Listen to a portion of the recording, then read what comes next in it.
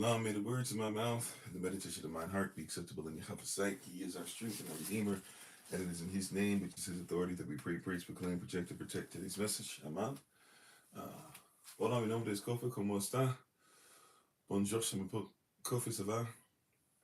Ni hao, namaste. Osayana Kitawiya, Ohio. I see you. Manut, Wagwan, Kamsa, Kamsamida. Aloha, ciao. Habarigani, Akwaba, Madase, Itise, Jambo, Mimidi Kofi in the Front Kukatan Wewe, Boker Tov, Boker Tav, greetings, Grand Rising, Unse, Shalom, Barakala Chamihaba, Anayin Kovai, Kohela to Servants of Christ, Mashalom Khe. Hello, everybody. I am Pastor Kofi, Pastor of Servants of Christ, where we are always changing lives one mind at a time by being a voice of the voiceless and speaking the unspoken. We appreciate you, love you. You want to pause on TikTok for just a second.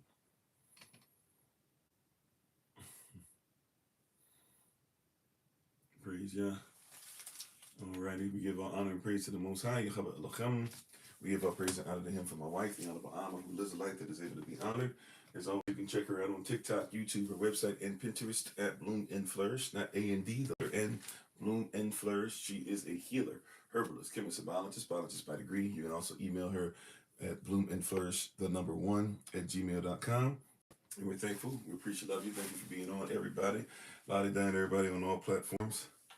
Amen. We're excited and grateful to have another opportunity to go into this word and continue this dynamic series that the Most High has. The series is going to move us as we continue to be in our hashtag a safe place.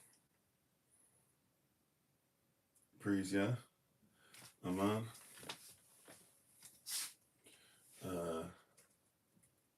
Give me 1 second. Amen. So if you'd like to go ahead and turn with us in your Bibles, we can get ready to get into our Bible pledge. Ministerial staff, don't forget tonight, 6:30 p.m. Eastern New York time, we have our first ministerial staff meeting of 2025. So prayerfully you can join us for that. And that will be on time. Praise Yah. We're going to jump and we have an SOC community meeting Saturday at 2 p.m. Eastern New York time. So hopefully you can join us there. But thank you for all who are coming over from Early Rise of Prayer, our Early Rise of Prayer session. Thank you so much to Minister Nais for Elder Selected Nais for leading us in that regard. And hopefully everybody who joined got what you needed there. Praise Jehovah. We continue to pray for Big Brother Thomas and his family as they are getting ready for funeral this weekend. So please, man, please, sir, if you can support, if nothing else, in prayer, or those of you who might even be in the area, just to make sure that we give support unto them and show love unto them. And prayerfully, those who are in the group, a little text train and stuff that's going on, prayerfully you guys are reaching out as well and making sure that you're supporting if you're in the SOC, the Central North region. Prayerfully you've been able to reach out, but hopefully everybody has. And we're thankful and grateful. We are honored to be with you guys one more again, and excited and grateful about what Yahweh is doing. So we're going to go ahead and get into this word. You can turn with us to John chapter 14. We're going to start at verse 1. Our focal verse will be verse 6. As we continue this series, hashtag a safe place. As everybody's coming on, let's say shalom. Let's say peace to everybody. How you doing? Shalom. Auntie Marion, just a Beck, just joy. Amen. Continue to push through. Proud of you for doing what you're doing. Know it's a lot, but keep on pushing.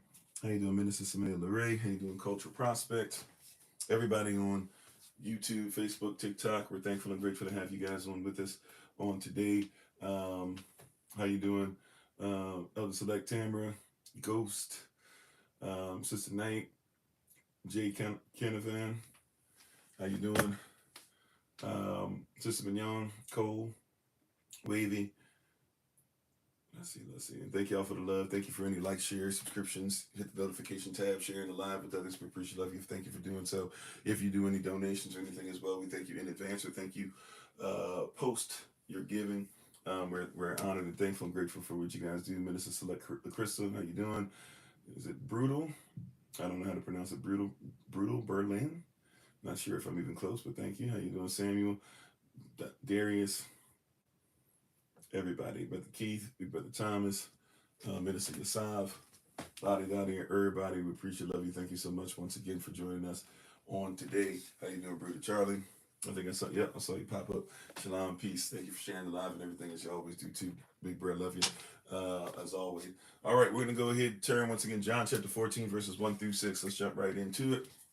Once you have it, say amen, say God, say I'm with you. We'll do our Bible pledge together, and we'll jump right into this message for today. Hallelujah. Once again, it's going to be John chapter 14, verses 1 through 6. Once you have it, say amen, say God, say I'm with you, say I'm listening. How you doing, Sister Kimberly? Praise God. Also, too, ministerial staff is doing a great work and even getting better and better every day. Making sure that they're reaching out to you. Also, please, ma'am, please, sir, make sure that you are, in fact, reaching back out to them. Make sure you get familiar with those who are in your area. If they're texting you, emailing you, giving you phone calls, whatever the case might be, please make sure that you're getting back in touch with them so they can make sure that they're doing what they're supposed to, including myself as well. As we're reaching out, make sure that we're not just, this is not just virtual, it's reality. We want to make sure that we're in accordance with what Yah's will is for us in building this nation. Praise Yah. Alrighty. So once again, we're going to John chapter 14. We're going to start at verse 1. Once you have to say amen, say God, say I'm with you. Also, too, those who are part of the prison ministry stuff, Minister Shante basically is kind of taking the reins. I think I'm going to be working with Sister Kimberly as well, but she's been putting some stuff out there. I've given her information for those who said they're part of it. So please, man, please, sir. I know some of the stuff even is like, oh, Pastor Kofi had really been sending stuff, blah blah. I get that part of it, but that we've had for a little while now. She's been putting some stuff out. So just in case you have missed some things, or you haven't caught some of the stuff that's been put out there, etc., please make sure that you guys are seeing some of those things. All right, how you doing, Omika? How you doing? Sakpasis. I'm not sure if I'm saying that correctly as far as dialect especially, but welcome everybody. Okay, so we're going to come from a cultural prism, cultural lens. We're going to continue to talk about a safe place, hashtag a safe place. Prayerfully everybody's ready. If you want to stand to your feet and do our Bible pledge, you can just repeat after me as best as you can, or however you're able to reverence the word of Yah. Come on. Thank you all for being on one more again. How you doing, Brother Rodney? All right. You just repeat after me. This is my Bible. This is my sword. And this will I trust. For Yahushua is Lord. No sword of God shall ever be heard. For this is my Bible. And this is Yah's word. Atshem Yehavah. Aman. Which is in his authority. His name is Shem. Amen. Alrighty. We're going to go to John chapter 14. Verses 1 through 6. You said, okay. I thought, well, I don't know. I know Minister Johnson's been sending some stuff out, so I guess she's going to reach out to you. But I know that you guys, at least we had a conversation, but I haven't been the best at making sure I was putting the information out. So I'm just basically saying, I know that it's on me for not making sure that we had delegation a little earlier. But those of you who are interested, we're going to make sure that what needs to be done in your situation is done. And we're going to use proper conduits or proper lanes that persons are in to ensure that we're actually getting the word out properly. So if you're part of it or whatever, she should have got your information and she should have been sending some out. I just want to let you know, because I know some persons have been slow to respond, and probably because it's like, hey, you're probably not even looking for it because I haven't been doing my due diligence, or making sure that somebody has the opportunity to do their due diligence. So whatever the case might be, we're making sure that we delegate some things more and more, and that as I'm always hands-on, I guess, but as I'm have my hands off of certain things moving, make sure that you're doing those things and stuff like that.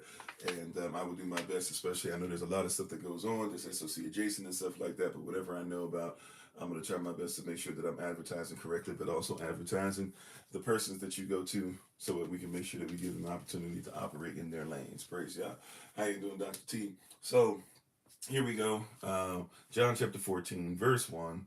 It reads as follows. We're going to read through verse 6. John 14, verse 1, it reads as follows. It says, "Let not your heart be troubled. Ye believe in Elohim, believe also at Yahushua, or believe also in me. In my Father's house are many mansions. If it were not so, I would have told you. I go to prepare a place for you. And if I go and prepare a place for you, I will come again," right, "and receive you unto myself, that where I am, there ye may be also. And whither I go, ye know, and the way ye know."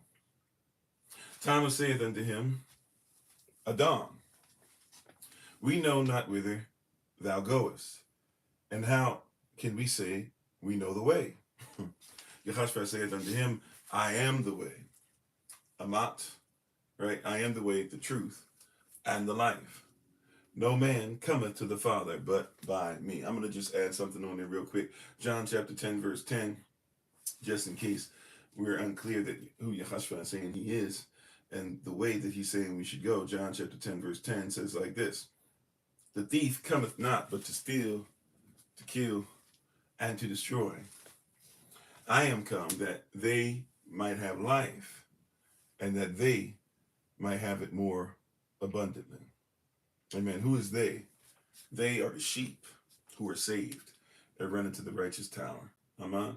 All right, we just gone over John chapter 14, verses 1 through 6. We also read John chapter 10, verse 10. May Yah bless those who read here and especially abide in his most holy and righteous word. You may be seated in the presence of the Most High. Go back to what you were doing. Praise Yehovah. Today, we're going to talk about a safe place. This is part number 2, day number 2 of this on the second day of 2025. Hashtag a safe place. Today, we're going to speak about the word. We must make a safe place for the word. Yesterday, we talked about a safe place for Israel, right? And it's interesting that as Israel, right, gives birth to the one prophesied in Isaiah chapter 9, verse 6, being married to Abba, Father, talked about in Genesis chapter 3, talked about in Genesis chapter 3, and talked about in Revelation chapter 12, right? With the wife Israel, Jeremiah chapter 3. But when we talk about a safe place for Israel, out of Israel even came the Messiah. Out of the Father and his wife Israel come the Messiah, the Son, who is the manifestation of the Father, right? How you doing, double OG, triple OG? And in this, we have to recognize that therefore there must be a safe place for Israel, because Israel is responsible for birthing the word, if you will, right? Not just only spiritually, but also physically, making sure that what is spiritually spoken, right, is physically manifested. For Romans chapter 8, verse 19 says that the creature, all creation, is waiting on the manifestation of the sons, or Ban at Yehadashah, or Ban at Israel. They're waiting for the sons of Israel to be manifested, right? And they're waiting for the children of Israel to be manifested, right? The children of Israel, therefore, are supposed to make sure that we continue to manifest what Yehoshua has for us, so that those who are in creation are waiting to see our example and see what they can be grafted into, to see what they can follow, to see how they can love, to see how they can operate, etc. How you doing, Ronnie? And so in this, we have to be very careful, because many are trying their best to make a place in their life for Yah without Israel, which is impossible. But even more so, we know that we have to make a place for the Messiah, the Son, and keep his commandments. John chapter 15, I believe, actually says, if you love me, you will keep my commandments. I'm sorry, what you said? Old covenant law changed to new covenant law. Problem with that is that, first of all, Old Testament and New Testament is somewhat made up recently. And the problem with that also that's problematic too is that the Messiah himself doesn't say that, right? The Messiah himself in Matthew chapter 5, our sweet spot here in these lessons that we do at SOC. Matthew chapter 5, the Sermon on the Mount. He says in Matthew 5, 10 through 12, that when men revile you and say all manner of evil against you falsely for my name's sake, we should be excited about that. Why? Because they did the same thing to the prophets that came before us. Then he says in Matthew chapter 5, after he says, you are the light of the world, you are a city set on a hill, don't snuff the light out, right? Do what the light is. Who is the light? The light of the world is Yehoshua, according to John chapter 1. Well, then in Matthew chapter 5, verses 17 through 20, he says, do not think that I came to destroy the law nor the prophets. I came not to destroy, but I came to fulfill. That word, even in the Greek, for those who like Greek context and skip over Hebrew context, even though the Greek is trying to give you Hebrew context and how it was originally written, right? Well, you have to go to the point. You have to go to the point of first things first, going, well, he's saying there with that word fulfilled, to be put into effect, to live inside, for you to live inside it, for you to keep it, for you to guard it, right? And even the word in there talking about the direction one should go. Then we even have to be honest. The verse right after, Matthew 5:18, Yahashua says one should not change one jot or tittle, right? That actually translates into you should not change the most minuscule of measurements, nor even the way it's written. Then Matthew chapter 5, verse 19, he comes behind that and says, anyone who teaches how not to live by the law and lives not by the law themselves is considered by kingdom standards to be the least.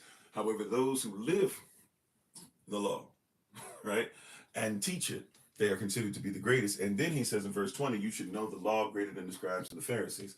Nowhere does the Messiah say cast aside the law, right? But also, too, he goes deeper. Matthew chapter 7 is still the Sermon on the Mount, Matthew 7:12, after he talks about give and it should be given unto thee. After he talks about make sure that you are careful, don't use this to go ahead and pick out the chaff in your neighbor's eye when you used to have a beam in yours. He says make sure that you don't cast pearl to swine, so some persons are going to catch this.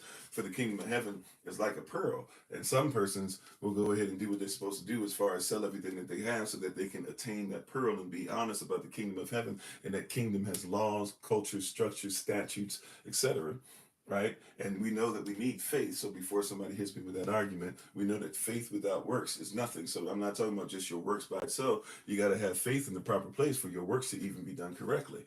That being said, right, he says in Matthew chapter 7 verse 12, he gives the golden rule. And many persons, because they want to deny even what Christ says, will only tell you the first part of the golden rule. First part of the golden rule, sure, do unto others as you want done unto you.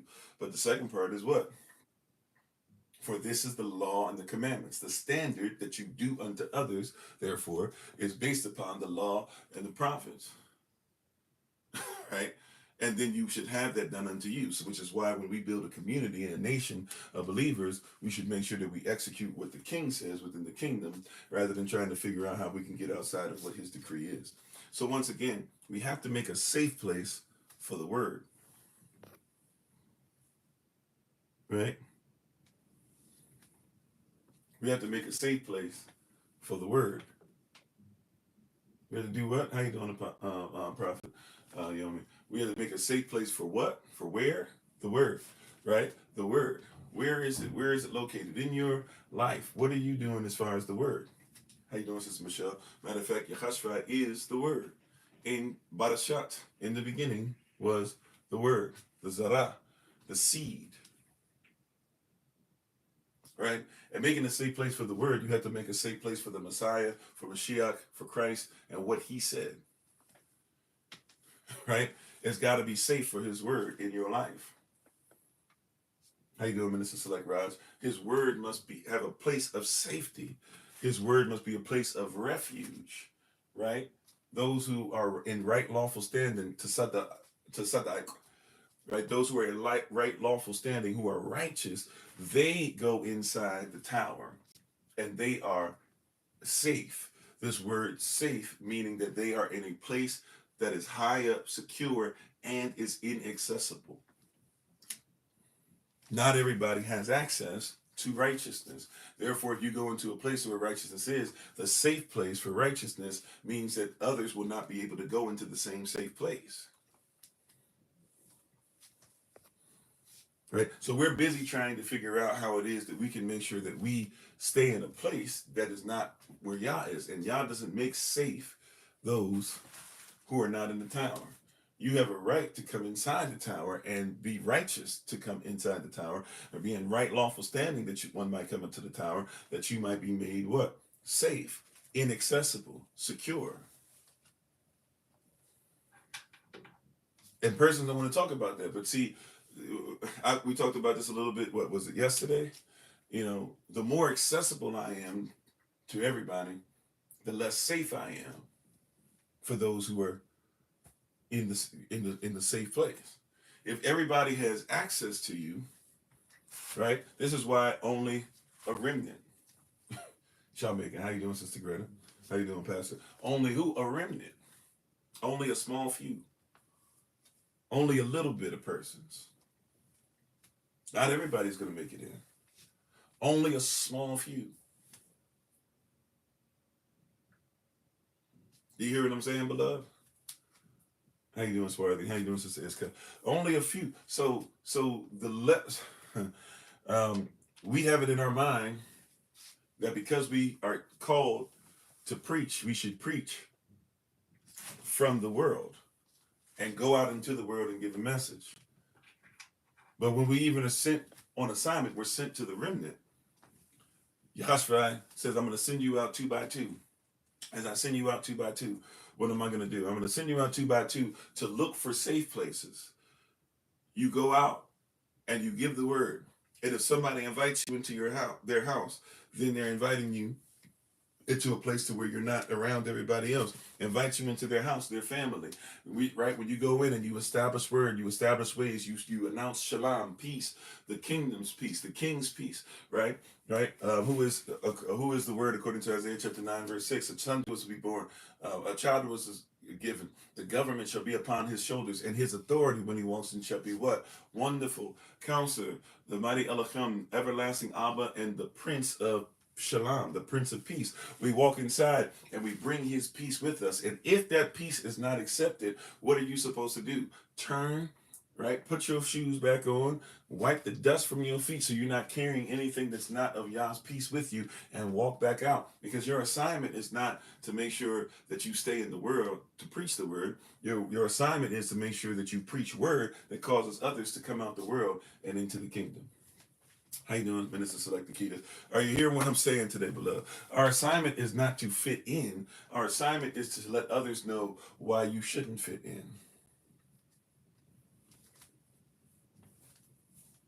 Oh, my great. I'm trying to help somebody, right? Even the word tower, if you've been with us a little while now, we've been talking about this for a few days. Even the word tower, right? Magadal, this word tower here in the Hebrew, right? Proverbs chapter 18, verse 10, the name of the Lord is a strong tower. That word tower specifically is actually talking about not just a tower, not just a high place, but not just even a place of rest. It even means, watch this, it even means that this place called the tower can also double for the word pulpit.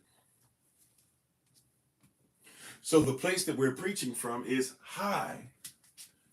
If you know about the tower and it's a tower of the kingdom, the tower is going to be on the boundaries. So you're still on kingdom property. Did you know that?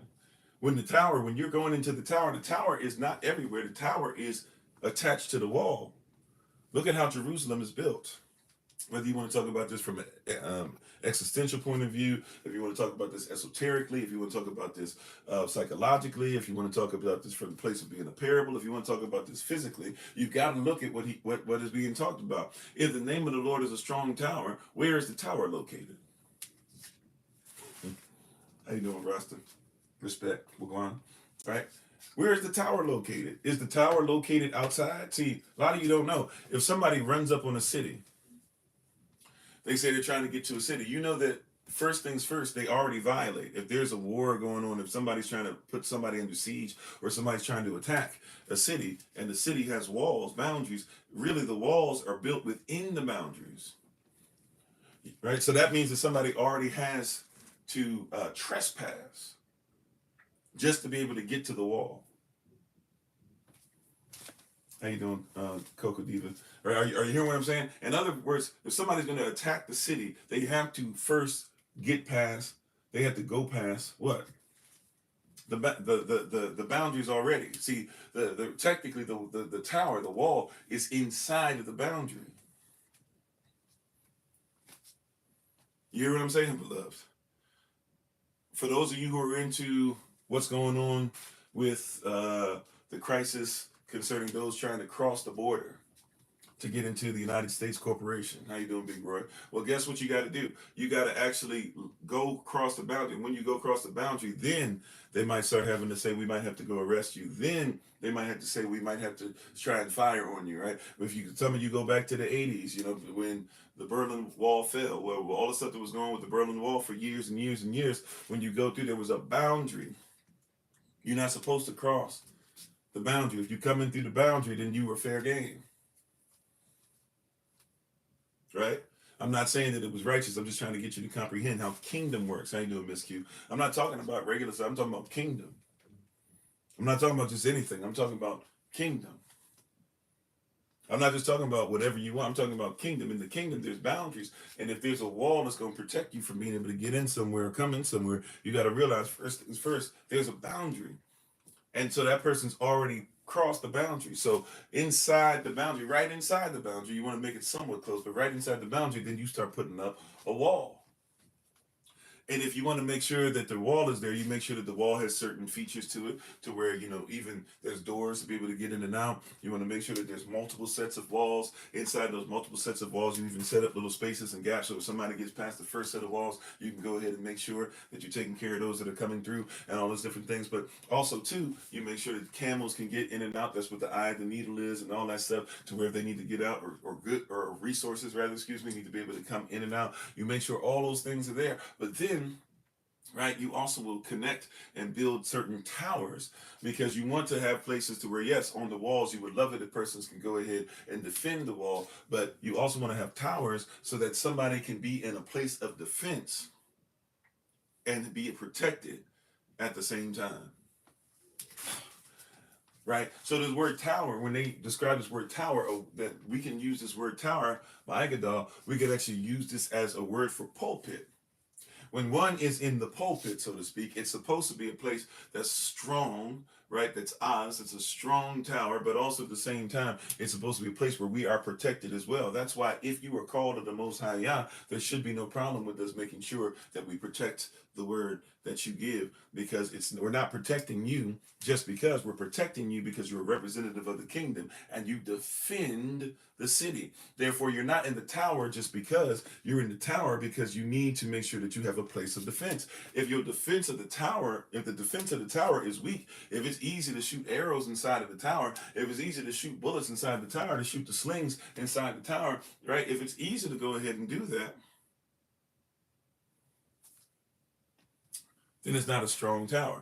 If it's easy for somebody to just hit the tower over and over and over again. See, in some ways, the tower has to be just as, if not even more so, impregnable than parts of the wall, because we got to make sure that the person who's in the tower has an opportunity to stay as long as possible, even if days on end, and ensure that that person even can be fed. There has to be a way of even getting them food and water and different things to ensure that they can be in there. If we got to change out different gear, if we got to make sure we provide new weapons, if we got to replenish the arrows that are being sent out, whatever the case might be. But that tower is a strong tower. It's a place of being connected. So even the person in the tower or the person in the pulpit has to, it must be made sure that this person is protected.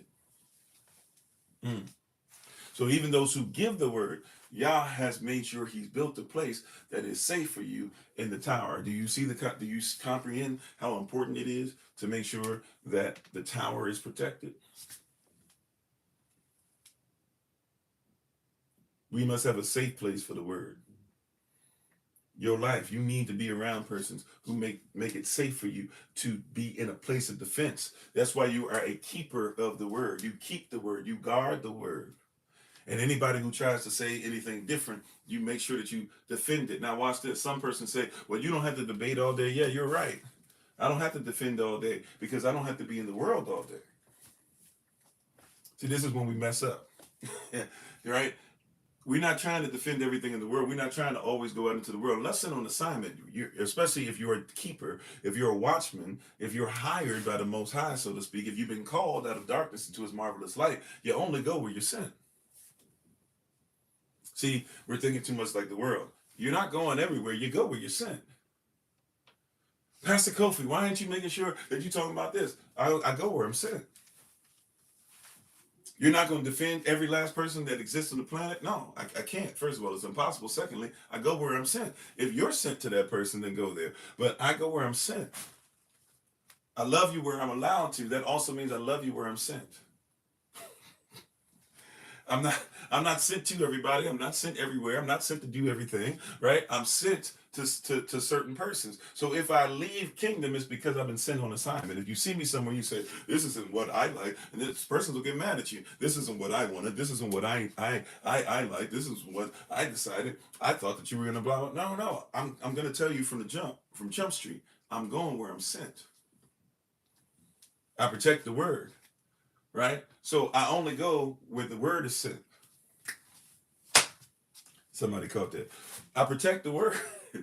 Right? If I'm sent on assignment, you must comprehend. If I'm sent and the scroll is there, if the scroll is put there and it's sealed with the king's signature, with his signet, then I go and I take this sealed message and I take it wherever he says, and I proclaim it. I protect the message. A lot of persons don't recognize that. When you see the person that's walking, right, and they have the scroll, and this person has the scroll under their arm as they're riding the horse, or as they're walking up properly and they're getting ready to go ahead, if they sound the trumpet and then they put the trumpet in here, and then they set out the trumpet to the side and they take the scroll out and they unfold it and they begin to read what's there. They're supposed to protect the word. You can't give what you haven't protected. If you lose the word on the journey, then you've if you lose the word, if I've been told go to Arizona and preach a word, and I lose the word on the way, what kind of ambassador am I? You got to be strong. You're a protector of the word. How you doing, sweet woo? Or sweat woo, is it? Can't see.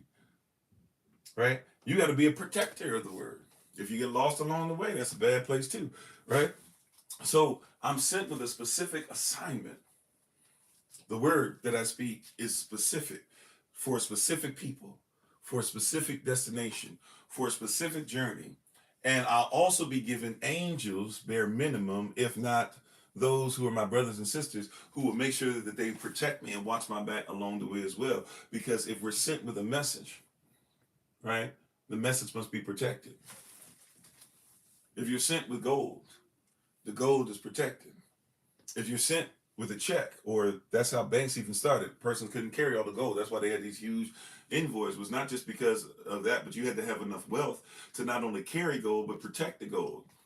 So Mansa Musa, when it says that he had so many persons walking with him, and so many camels, and so many archers, and so many infantry, and so many servants, etc., when it talks about that, and he's moving, as he's moving, you must comprehend what it's telling you is that in his movement, he has to be rich, not just because of the gold he carries, but because he has the wealth to protect what he carries.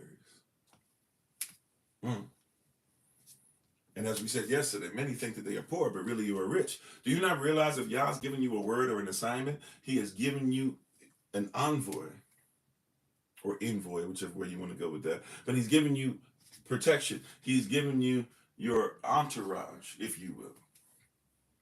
You're not out here by yourself. And if you are, you're unprotected. Yah's not trying to give you a word and you unprotected. Yah's not sending you on assignment and there's no protection.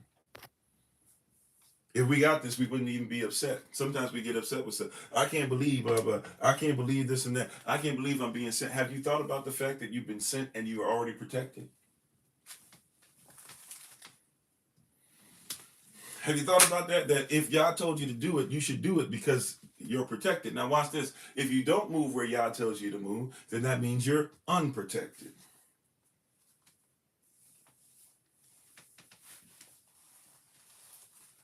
I'm on, Sister Donna, right? Do you hear what I'm saying? If you don't move where Yah wants you to move, then that means you're unprotected. Now, you might be protected according to your standard, but if the king sends you an assignment and you don't go where the king goes and his, right, and his, those who he's put in with you to protect you, they go another way and you go another way, that's not on him, that's on you.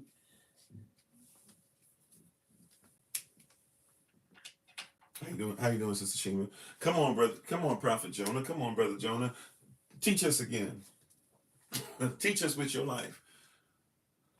Jonah, you got on the ship, and not only were you unprotected, but everybody else had to feel the wrath of Yah on your life. Why? Because you were sent to Nineveh, but you were so upset about where you were sent that you would rather go ahead and be unprotected than do what Yah told you to do. Oh, we going somewhere. You got to protect the word. If you go somewhere different than where the word is assigned to go, the angels have been charged to protect the word. That's why they're protecting you, beloved. How you doing, Tabitha? Thank y'all for the love. Right? That's why you're protected, beloved. I know. Look, Yah loves me. Can I boast about Yah's love for me? Right? I'm not boasting of myself. I'm boasting about my father's love for me. He loves me. My daddy, he provides all the cattle on 1,000 hills. My father wants me to reach persons all over the world. He wants me to start going different places in the planet. He wants me to talk to persons about his word all over the place. He wants me to be an influence in the kingdom. He wants me to make sure that I'm helping people. My father loves me. You hear what I'm saying? My daddy, my Abba, he loves his boy. Don't get it twisted though. One of the reasons why he protects me is because he'll tell me, go protect my word. And so I get protection because I'm obedient to his. I hope somebody catching it. I get protection because he says go this way. And because I go this way, I'm protected. But if I decide to stay or I decide to go somewhere else, well then I can't be upset that my father's protection is not with me. My son obeys his father's words. So if we're crossing the street and I say, don't want the ma, I don't care if he's 9 years old and he looked like he's 13, whatever, right? I don't care if I'll say, don't want the ma. What does that say? On the phone say, I'm saying, hey, hold my hand. You know what I'm saying? Hold my hand. We in a rough patch. And he doesn't have time to be like, oh, well, does everybody look at this weird? Am I too old? Do I get to an age to where I can't say, okay, yes, daddy, yes, sir, et cetera, et cetera. No. If I say hold my hand, he doesn't even need to respond verbally. He just grabs my hand. And why am I doing that? Because in that situation, things might be a little rougher than normal. So in that situation where I don't have time to be able to like maneuver through and say this and give command, blah, blah, just hold on to daddy's hand and be obedient, right? And because you're going where I go, I'm going to protect you. If anything happens, I'm going to get hit before you get hit.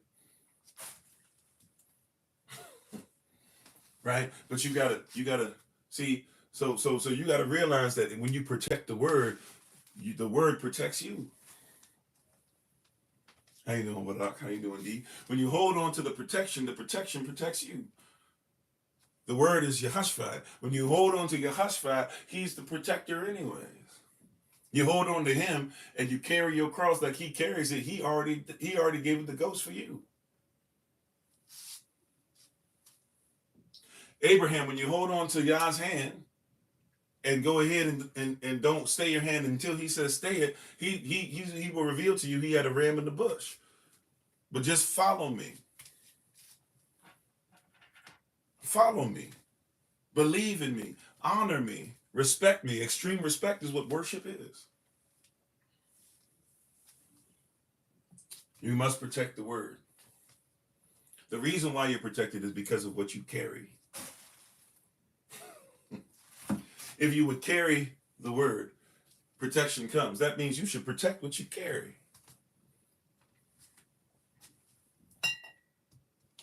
Why do I give? I give because I give what the king tells me. I also give to the king. If I give, he says he protects and he multiplies. Right, and don't reconnect with the world. Hear what I'm saying, right? We got elder selects. I told them I'm going to be a little more stern and rough on them a little bit, and as others get promoted in the spirit, as time goes on, they'll see some of the same too, right? But I'll always be watching. Holy Spirit always telling me to watch. But I told them, I said, we haven't really started anything. It's not really going to be much in training, but you're going to be given different assignments. I'm going to hold you to a different standard now. Why? Because I'm looking for you as an elder. You got to protect. Elder, we're not just talking about physical age. We're talking about spiritual age. And so you're going to have to protect. How you doing, Sister Sabrina? Protect. Protect this word. See, you're going to a higher level. You got to protect. Anybody listening to me, you're going to a higher level, and you got to protect what's there. The message you've been given, you better protect it.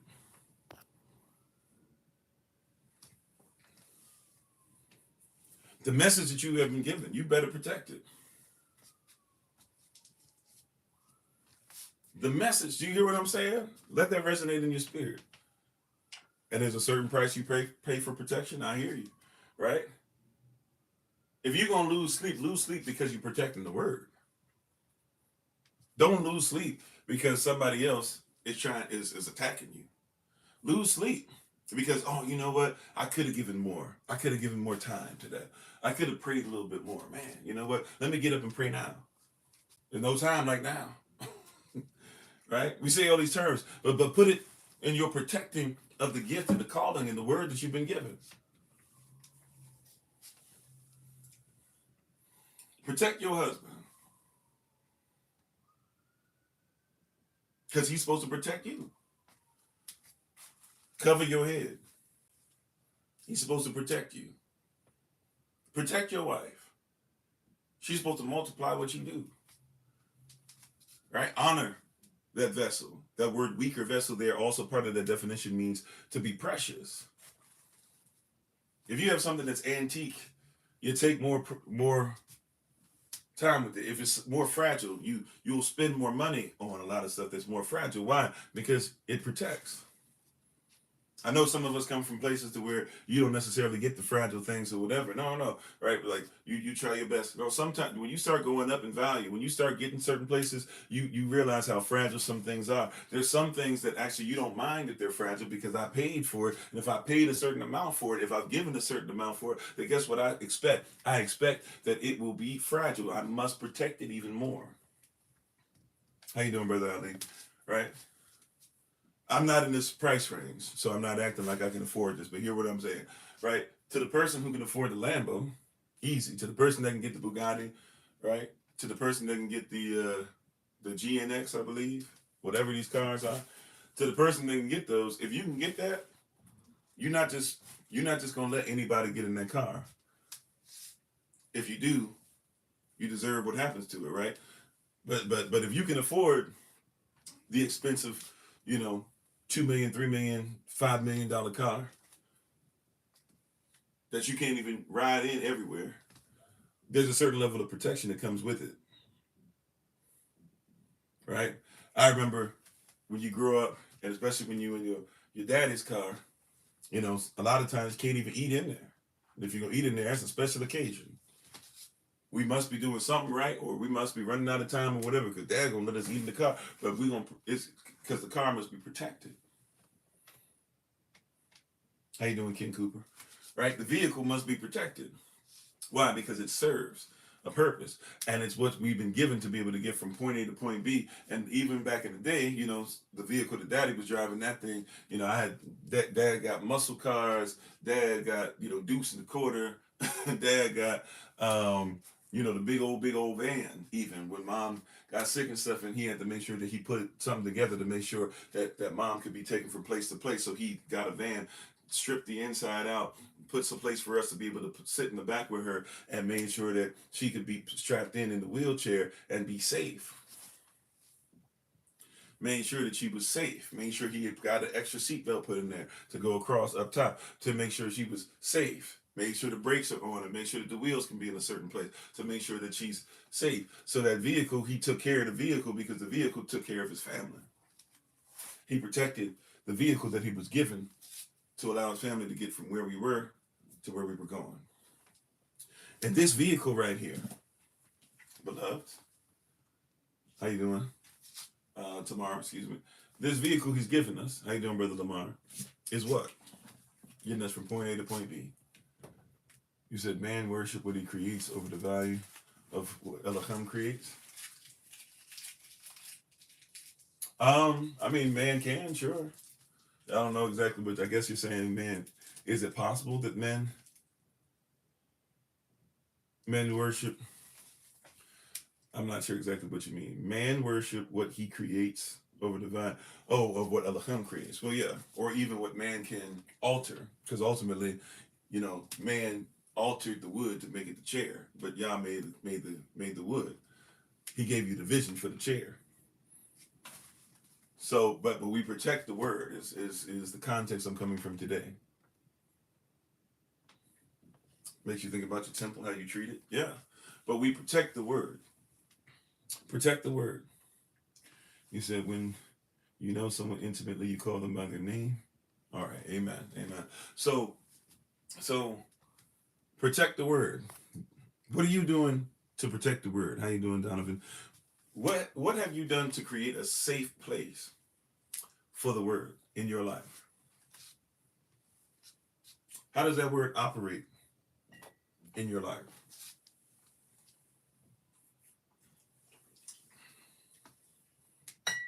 Now the word is Yahashua, which means the word is Yahweh. We know the word, Lavach HaKodash, is the one who's the teacher, all these different things, the comforter, the one who gives instruction.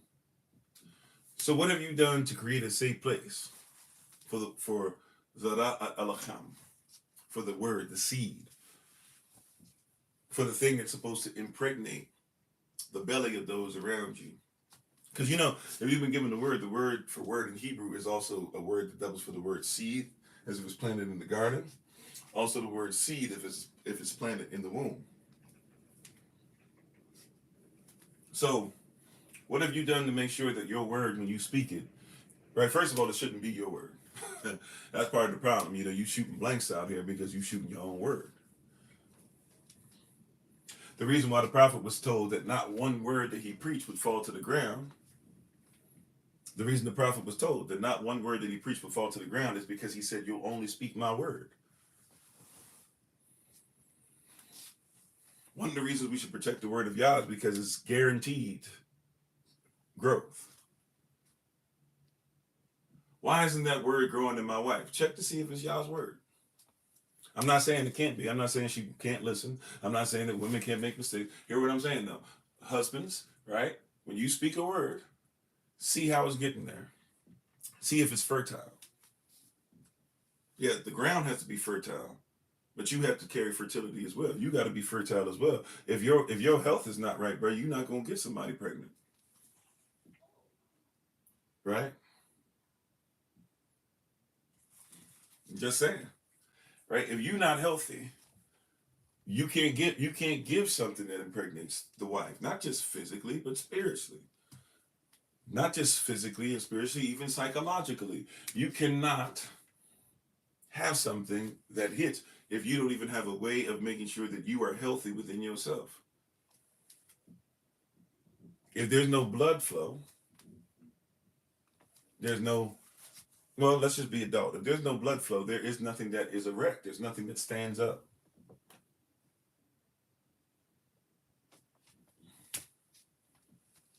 Right? If you want something to rise up that you might be able to even give a word properly, you got to be healthy. Right? You got to have your pomegranate and beetroot juice. If you don't know about it, the pomegranate and beetroot, that'll get you right. That'll get your blood flowing. Somebody saying I got ED or something like that, you gotta know what to eat. You might need to put some cayenne pepper every once in a while added in there too. You might need to make sure that you got some stuff going on, right? You might need to get the pancreas going again and having an all-fruit diet for a little bit, but you're gonna have to make sure the blood's got to be flowing. The energy has to be there. The blood of the Most High has to be upon your life before you out here talking about you're gonna make sure that you are standing up in righteousness.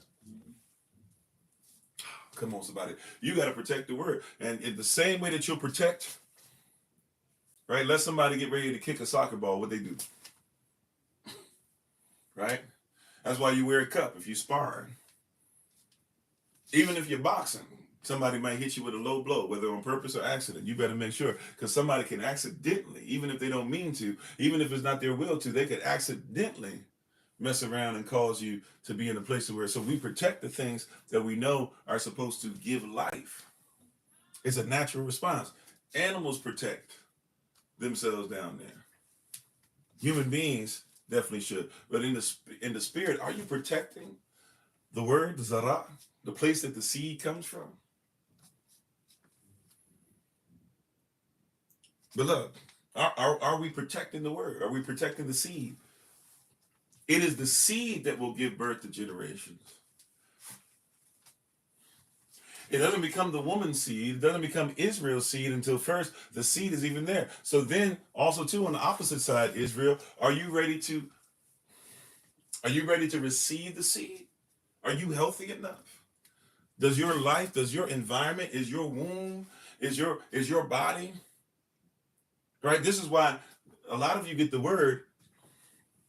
I hope this isn't coming off as I'm oversimplifying. I hope you're getting the context of this. Hear me, beloved. Roll with me for a second. This is why you're not ever supposed to, any woman out here, you're not supposed to go through morning sickness, so-called morning sickness. The only reason you're going through morning sickness is because you don't have level of vital minerals, or what we call vitamins. When you say vitamins and minerals, they're saying there's vital minerals, but you need minerals. And because you don't have the right level of vital minerals, you get sick. That's not supposed to happen. That happens because we're not eating correctly and we haven't had ourselves together. So now here it is where somebody even impregnates you, and what you should be excited about because it gives life, you now are sick. Mary gets impregnated with Christ, with the word, and it doesn't say she goes into morning sickness, she celebrates. Right? Right? And I'm not saying sisters don't be celebrating, but they be celebrating. They be, oh, I'm sick.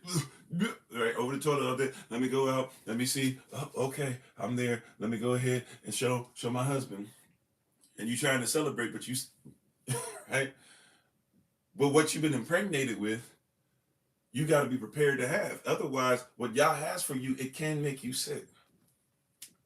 And so instead of being able to protect it, now you got to go and take things from the doctor that don't protect you nor the seed, but you got to have stuff that's not even supposed to be given to you, because first things first, they're even called, even if you're going to take what the doctor's giving you as far as the vitamins, they're called prenatal vitamins. Heavy on the pre. Right? They're called prenatal vitamins. That means before you go through the process, you're supposed to already have vitamins. And if you're going to become impregnated, you have to start realizing that what's going to be put inside you is now going to actually pull from you. The seed, the zarah, the word that's put inside you is actually going to pull from you. Are you ready to protect that which pull? I felt that one. Are you ready to protect that which pulls from you? Are you hearing what I'm saying? If you're going to get pregnant, look, you should be healthy at all times. But especially if you're going into a part of this stuff, it's supposed to always be planning. So that means you should always, right? If you're in a relationship, you should always have it in your mind. There's the possibility that something could be deposited inside of me that would pull from me. And if I don't make sure that I have the right amount of vitamins, I won't not only be able to feed myself properly, and therefore I'll get sick, but I come second. Whatever's been deposited in me, I've been designed as the wife. Right? I'm talking in the spirit as well. I've been designed as the wife to make sure that what's been put inside me, I can handle what it pulls out of me. Israel, you the wife of the Most High. Can you handle what's being deposited? See, that's why a lot of persons get upset and they get mad and they say, what you're saying, it makes me sick and blah, blah, because you want to get impregnated by word, but you're not even in a position to make sure that you can handle the word. Because when the word is deposited inside of you, your whole body, you see, this is what happened when you first got impregnated. This is how your body reacts. Your whole body wanted to go ahead and attack the seed. The seed has to be so strong. It has to be super strong. It has to be strong because it has to go through all these different things. As it leaves the phallus and leaves the chamber and leaves the circumcised lawful tip, it goes inside, deposited inside, and has to make its way to the egg that is being deposited. Only one egg. It's not trying to look for several eggs. That's why you can get a sermon that has a whole, you can hear something millions and billions of times. Just like you can hold, brothers, millions and billions of sperm, and all the sperm shoots out, and everything's trying to kill it off and everything, but all it takes is one word. That's why you give the word, you put the seed out, it scatters, and some might be taken by the birds, and some might be taken, had the light choked out of it. Some might not be able to get deeply rooted enough. But if I can get one to take hold of what is fertile soil, all it takes, it could be 30, 60, and 100 fold. This is in nature. You'll see quite a few times. You'll see all these baby turtles, and you'll be like, this is so beautiful. But don't keep looking in the water, and don't keep following them, because you're going to find out a lot of those turtles aren't going to make it. But if we can get one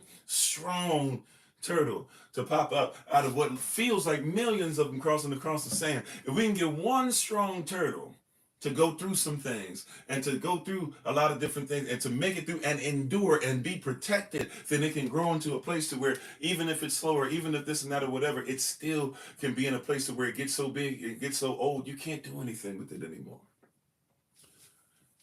You give the word out, but you got to be able to handle that. So your body, sister, right, and wife of the Most High, when the sperm is put in, it's a lot of word. It can be overwhelming, and your body is designed because it's been gone through so many different things before. It's gone through disease. Come on. It's gone through anxiety. It's gone through frustration. It's gone through sickness. It's gone through virus. It's gone through certain cancers, whatever the case might be. It's gone through so much stuff that the body is, right? It has, and it also, when you were young, that's why mom Forgive my, we just gonna tell the truth about the anatomy. When mom gives birth, that's why even mom, first of all, she's supposed to be sitting straight up. Secondly, that's why mom even releases a little bit of fecal matter. Now the doctors don't want her to release that much fecal matter, so and so they tell her she's not supposed to eat. But you're actually supposed to release some, and some of it hits the child. You know what happens when the fecal matter hits the child? The immune system responds and begins to work automatically. You've gone through stuff from birth, right? So whatever's being done, the whole body, so your immune system is even turned on because of going through so many different things. So you, as a human being, have been going through stuff since you were birthed out, trying to make sure that you protect yourself. And so when sperm comes inside, the body is trying to off the sperm, and will continue to do so until the sperm hits its destination, it hits its target, it hits the egg, it hits what determines whether it's going to be a boy or a girl. I'm sorry, it hits the X, to determine what that will be, a boy or a girl. And when it finally hits that egg, come on, when it finally hits it, a signal is sent to the brain, and the brain sends a signal to the rest of the body that says, hey, we normally try to off everything. We've been trying to off this. We've been trying to off the seed. We've been trying to get rid of this word. But now that this word has reached its target, all hands on deck, this word is going to pull from us. This word is going to feel like a parasite at times. Are you ready to handle it? Can you carry it? We got to be ready.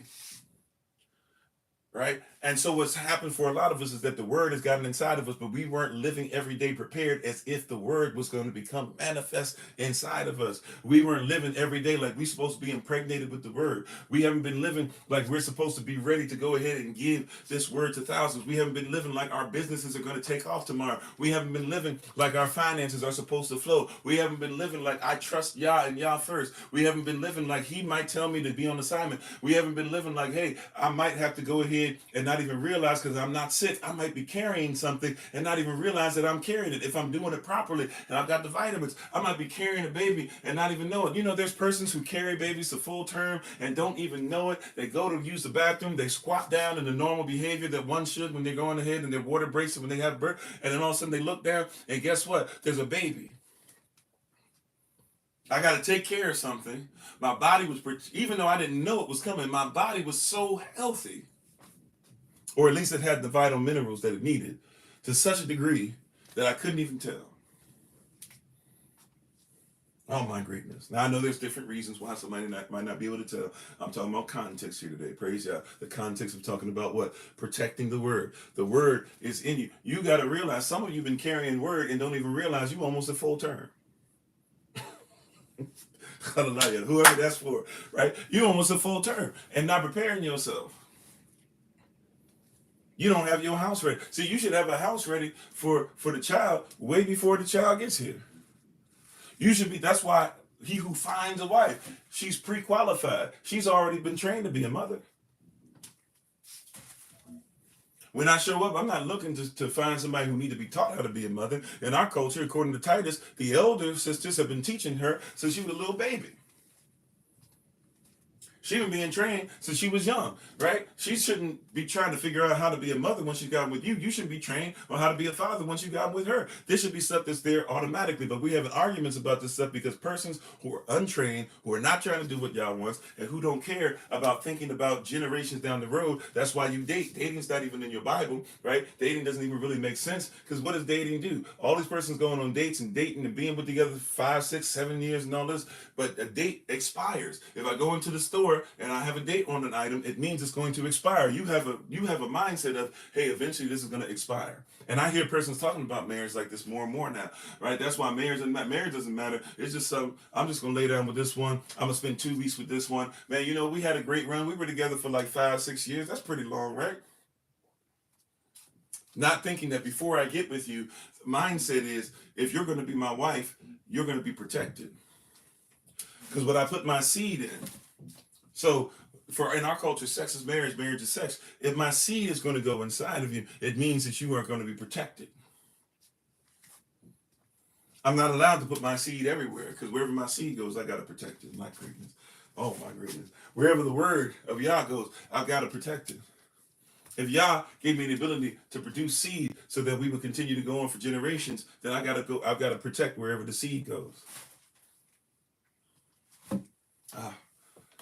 I'm I'm trying to help somebody, right? I've got to protect wherever the seed goes, and we don't have conversation like that. If you're going to be my husband, and then look, I know some of you, I'm past age, I'm not having no more baby, blah, blah. Fine. Hear what I'm saying? You're still doing the act of marriage. The action of marriage. Yes, marriage, it's love. Love is an action. Why you keep talking about it like it's a descriptive? I'm married, so I feel like this, and I feel like this, and the sun, the moon, it's not, no. I'm married. It's action, baby. That's why the Bible says that you got to fast. You got to come to your spouse and ask them permission to fast. It's not just talking about food. It's even talking about sex. Because your husband can't just go anywhere, and he's not even allowed to let his seed just hit the ground. So if you're going to be married to that joker, guess what you're going to have to do?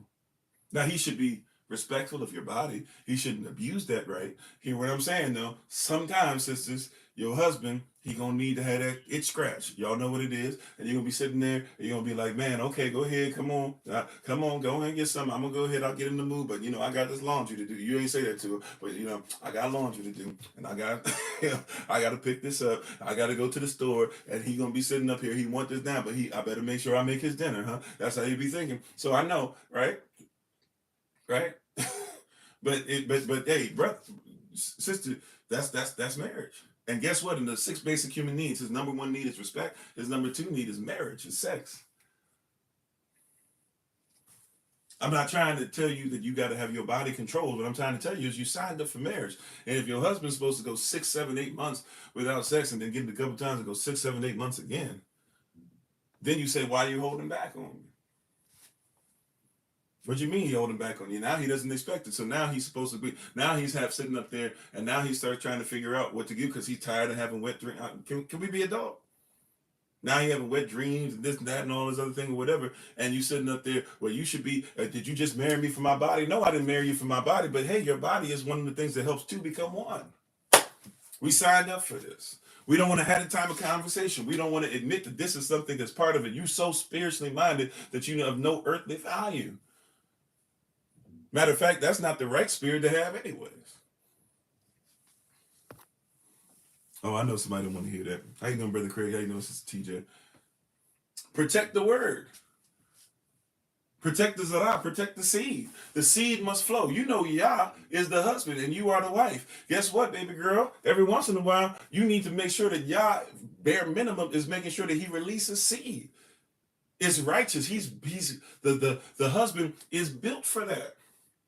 Even after you stop, even though, what is it? I'm sorry, sisters, when you start going through, I don't know, menopause or menopausal symptoms, which is actually a sign of decline in health, not a sign of what it is. That's, some sisters be like, I can't believe I heard about a 70-something-year-old woman that had birth, an 80-something-year-old woman that had birth, because your body is designed, right, until you get sick.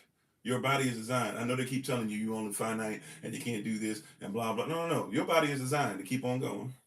And that's why when you get old, don't let them do this weird stuff where they be trying to take your womb out and try and do all this stuff or whatever. No, like you need your womb, even to feel certain feelings, whether it be physically, emotionally, etc. You need your womb. Womb man, right? It's necessary. You built with this, right? So don't let nobody trick you on that. But I'm here to tell you, even long after supposed societal norms where you're not supposed to be able to even have children and blah, blah, guess what your husband's going to keep doing? If he's healthy, until the day he passes, guess what he's going to keep doing? Giving seed. Your husband, even when you feel like you can't birth anything anymore, guess what? He still does. He gives seed. You got to protect the seed. You got to protect the word. Israel, Yah is constantly trying to give seed, and we constantly trying to talk about why we don't need to be intimate with our husband, and then trying to figure out, well, our bed chambers or our houses are defiled. The bed chamber is undefiled. Get that seed from Yah as much as possible. I'm preaching to myself. Are you hearing me? Oh my greatness. Are you hearing me today? You were just saying that about menopause, yeah, right? I'm trying to help you. Yah is always in the mood. I need to get my greatness. I'm preaching to myself today, right? Because I'm his wife, right? He's always ready. He's eternally ready. And guess what? He wants to give you even a glorified body, because at some point you're going to be producing for him for eternity, right? Matter of fact, you're already doing so if you haven't caught on. And so every second he's got something for you. My greatness, you got to protect the seed. The seed is powerful. This is the reason. Look, don't let the world fool you. And I promise, I don't want to be hypocritical. I do not want to come from a place to where I'm underneath criteria as far as what it is that we're supposed to be doing. I don't want to be misogynistic. I promise you, I'm not going that route. Okay, most of you already know my heart on these matters, anyways. But I put it out there, right? Trigger warning. I promise you, I'm not trying to say that we need to be abusive to the woman's body, right? Your body, I actually believe your body, your choice, because you have free will. You just got to deal with whatever consequences come with your choice. But as long as you're willing to deal with them, hey, it is what it is. You got to realize it's your body, your choice, whether it's righteous or not. All right, that being said,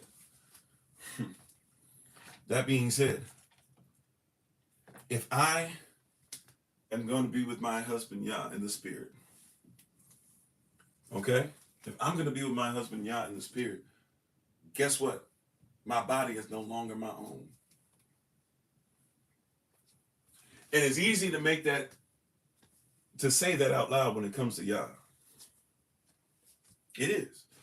It's easy to say that when it comes to Yah, right? Because he's perfect. He don't make no mistakes. But you better be careful what seed you getting from whatever person on earth.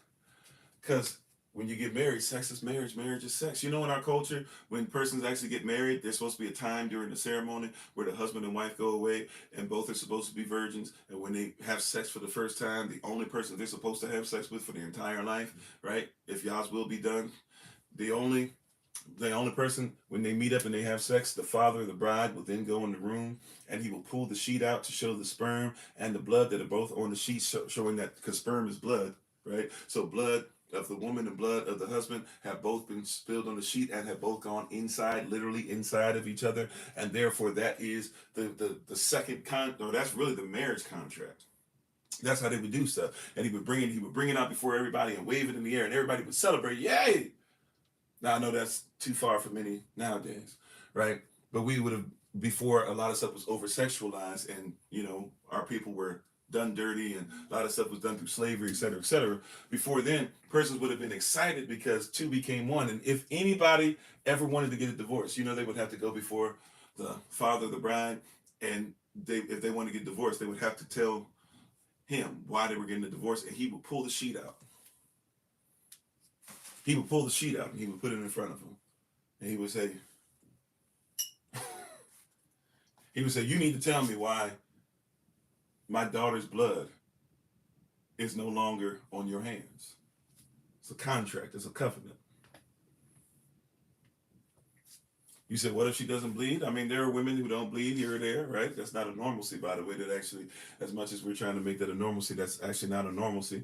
And it could be for many reasons, including some of the statistics are showing that some women who are saying that they don't bleed on their first time actually are women who might have been doing things down there that might have caused them to bleed before they had their first time. But, there can be some stuff that's there. But that's one of the reasons that it's actually, whether you're talking about scientific or not, it's supposed to be something that shows a sign. It's not just something even that women carry as far as female human beings, but female beings that are not human. A lot of them carry the same thing. Even on a microscopic level, they're finding that the female side of two becoming one, even if it's something where so-called microscopic entities can kind of change back and forth, something has to take place to where you see a sign that something's changed for the first time, right? But that being said, if she doesn't, or if you're saying that, what if she's past the age? Well, once again, or this is her second marriage, etc. Well, even in that, there's certain things that in our culture, I'm only coming from a culture perspective, certain things within our culture, we would say, like, yeah, she should go through a cleansing process. By the way, husbands should too. That's why, if you notice, I mentioned husbands are supposed to be chaste and wives are supposed to be chaste. And chastity does not always mean it's your first time, right? You can be chaste and be married, right? But chastity is different depending on on the situation you're in. But the goal is to be faithful. If you have no physical husband, you should be faithful to the Most High. If you have no physical wife, you should be faithful to the Most High. Either way, both male and female in the physical are both wives of the Most High in the spiritual. So chastity is always necessary. That's why the Bible likens when it talks about being in the world and not being a traitor and not selling your soul. Not right. What does it matter if you give up everything and then in the end you exchange your soul? What's worth the value of your soul? That's talking about you being chaste. We like to talk about it with money and all these different things, but being chaste. When it talks about being modest in apparel, I'm talking about being chaste. If I'm sagging my pants and you can see all my stuff hanging out there or whatever, as a man, that's not chaste. And any man who can't pull his britches up, who talking about a woman who's showing her cleavage, something wrong with you. You're double-minded, but we don't take it that way. Because why? Because you put your value system of it. But we're not protecting your word. We're protecting the word. Right? So I have to ensure that we make that a point. Like we talked about yesterday when we talk about protecting Israel, right? If Yahashua says protect Israel, then you should protect what Yahashua says protect, right? And if you have no right, like we talked about with Shabbat, even in that Shabbat series we just did, just coming out of from last year, if you're going to talk about Shabbat, most persons don't connect with Shabbat because they don't connect with the Most High. If you're connected to Yah, right, even Yahashua, and Yahashua says he is the Lord of the Sabbath, if he follows the Sabbath and he's Lord over it, then why would you not follow it unless he's not your Lord? Well, same thing. If we're talking about the word, right, you got to make sure you know he is the word. Therefore, you have no connection to him or his word, his law, his decree, his statutes. Then guess what? You have no connection to his word. You might be adjacent to it. You might be aware of it. You might come into connection with it. You might even speak it. But to speak something doesn't mean you're connected to it. There's a child that doesn't know how words work. But if you tell them a word, they might be able to follow your stuff. They might even be able to pronounce. Like my son, phonetically can read, right? And he can read words. And then I'll say, "Do you know what that word means?" And he might say, "No." Why? Because even though he can say it, it doesn't mean that he's connected to it. Even if he knows the definition of it, there are persons that can define stuff but can't connect to it. There's children, right? Because we are children of the Most High. There's children that can read a scripture and have no connection to it as far as what does this actually mean. How you doing, twin? How you doing, Vision? You said for some women, although not the norm, they don't bleed for reasons outside of being touched.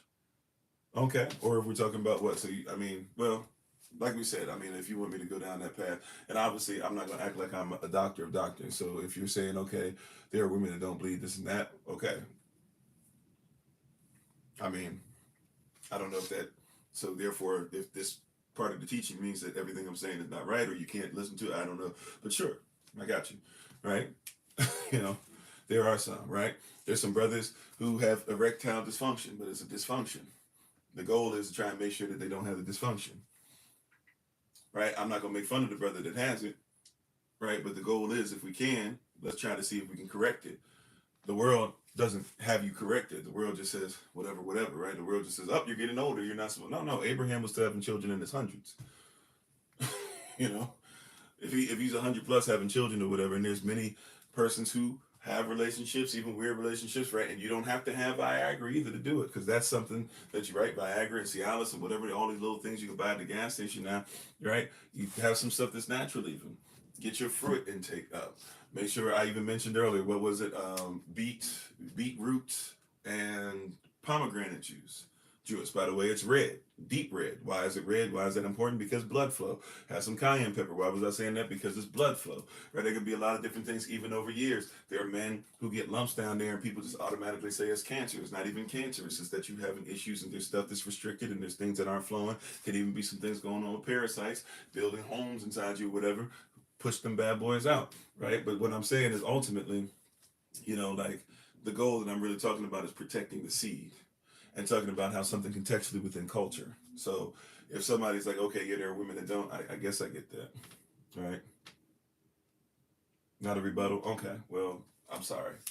Excuse me then for not being a rebuttal. I'm sorry, what is the question? The question was said not culturally, so what is the actual question then? I don't think it's a question. It's just basically, there's women that don't bleed. Okay. Like so I apologize. I don't know what to do with it. I'm not up to standard or up to par in that regard. So if I'm not, it is what it is, right? I think the overall thing though is still the same, which is we're trying to get to a point of what? Of trying to realize that we should protect the seed, and we should protect those who give seed. And we should make sure, really what the point was overall was that we shouldn't even just cast aside marriage or cast aside our women, especially if we're supposed to get with persons or our wives, our helpmates, etc. Because if we're going to get with them, we should be able to protect wherever our seed flows. Right? That's what I'm talking about. So I'm not sure what other stuff is there that you're telling me that you need to. And I'm not saying this to be, because I can be sarcastic in nature, so I'm trying, I don't mean any intent with this. I work very hard not to be, but yeah, so if there's something that I'm missing there as far as the culture that I live, and you're telling me, nope, culturally speaking, you know more about it, or you're trying to hit me to something, I'm just not sure what the lesson is. That's all. But long story short, right, we're trying to protect the seed, right? That's why even the Bible says that a woman has seed. Now somebody would say, but she doesn't have zara, she doesn't have sperm. But yes, her and her husband, when they become one, his seed becomes her seed. Right? Right? His seed becomes her seed. Right? So I'm not sure what culture reference point everybody else has, but his seed becomes her seed. This is culture. Now, whatever thing you're doing with something else, that's fine, but the two become one. And so anything that he gives to her, right, she gives to him. If he gives her a seed, right, a cell, she gives him a whole child. Right? This is a cultural outlook from our perspective. Right? So we're, so anything having to do with that, right? And even if, because guess what? Anybody, whether it be erectile dysfunction or we're talking about as far as seed, let us make this very clear. Anything having to do with seed, right, or anything, having to do with us, that is not 100% the way that y'all created us, is, guess what? Sin. I'm not saying that you're a bad person, but guess what? When Adam and Eve fell, it wasn't just only your spirit that fell, it was also your flesh. Right? To realize one's nakedness is not just to only think about the spirit, but also to deal with the what? The flesh. Right? Because you had a perfect flesh. That's why you must take off the corruptible flesh and put on incorruptible. Right?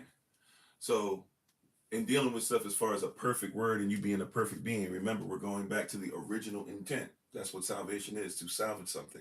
T-I-O-N on the word means a person, place, a thing.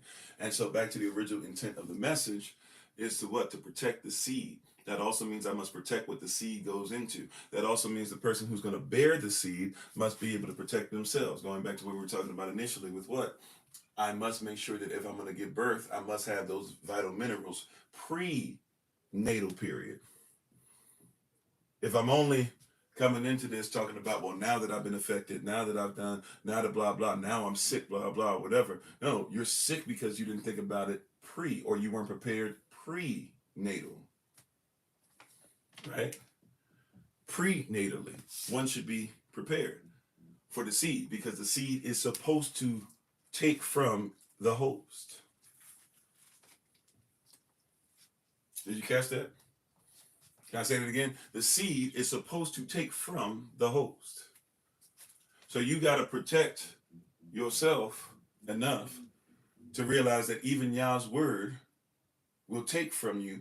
But that's why Yah has given you some steps before he even gives you his word. He wants you to have some things in you that can help you to handle what he's about to impregnate you with. You see that?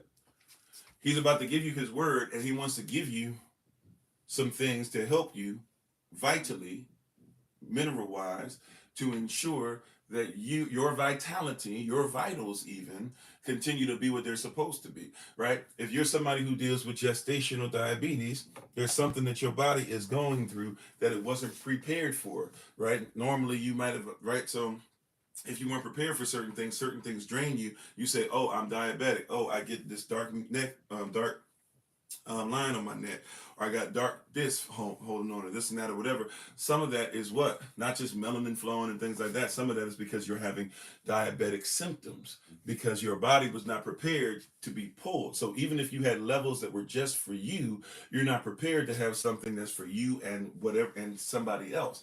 See, Yah's seed is not just about you being able to give birth. It's about being able to give you something that manifests and multiplies to be able to serve somebody else. Are you catching what I'm saying, beloved? How you doing, Robert? Right? Y'all seed do you hear what I'm saying? Protect the seed, because his seed is coming to not just deal with you or just bless you. It's blessing you to make sure that you can cause growth and you can bless somebody else. Right? The seed is not just coming for you. The seed is coming for somebody else. And yes, take that however you want. No pause, whatever. Right? Or pause, whatever you need to do with that. But I'm telling you the truth. Right? That seed is coming not just for you, but it's coming for somebody else. Somebody's going to exist because of the seed. Somebody's going to manifest. Something's going to happen. Your body is going to be structured and it's going to be there. And yes, you're going to go through changes. You're going to go through changes. Yes, you're supposed to go through changes. And this is part of the message when I was dealing with this stuff. I really love the Holy Spirit really dropped this. Do you not realize that when you're pregnant with Yah's Spirit, when you're pregnant with Yah's Word, when you're pregnant with life that Yahweh has given you, have you never thought about the fact that in His eyes, you are so beautiful? That's something that sisters, when you get pregnant, a lot of sisters be like, somebody be like, oh, you're beautiful. You're beautiful, sis. Or your husband, girl, you're so beautiful, you're carrying my seed, isn't that? She don't want to hear none of that, right? I'm fat, I'm overweight, I'm waddling, I'm this, I'm that. No, you're beautiful. To many men, you will never be more, it sounds weird to some, but to many men, right, you will never be more attractive than when you carry the seed. You know what? For many men, you'll never be more attractive than right after you finish giving birth. Because he saw you do something for him and for his seed that he couldn't do without you. And even though he has the weight, because he can't, you shouldn't be just obviously jumping right back in there. Neither should you. You should be resting. There's a cleansing process that actually supposed to take place for months. If it's a son, certain amount of days. If it's a daughter, certain amount of days. Right? There's a cleansing process and a healing process even for your body. But that being said, I promise you, as a husband, there's nothing more sexy than a wife who gives birth.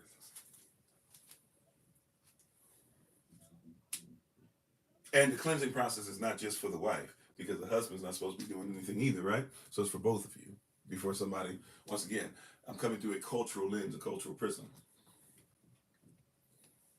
Now you're doing Healing Whisper. But there's nothing more attractive than when Yah has given you the seed and you've carried the seed and then you've given birth into the seed.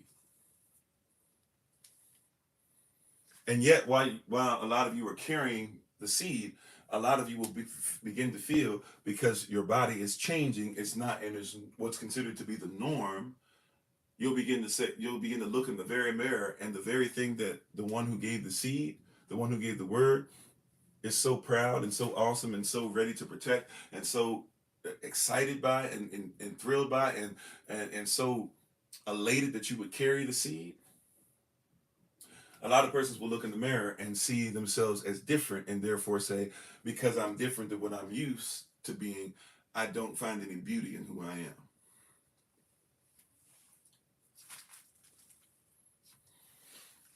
Right? There's a lot of persons, right? Yeah, you could look different everything, but there's some persons that when you carrying, you ain't trying to hear that.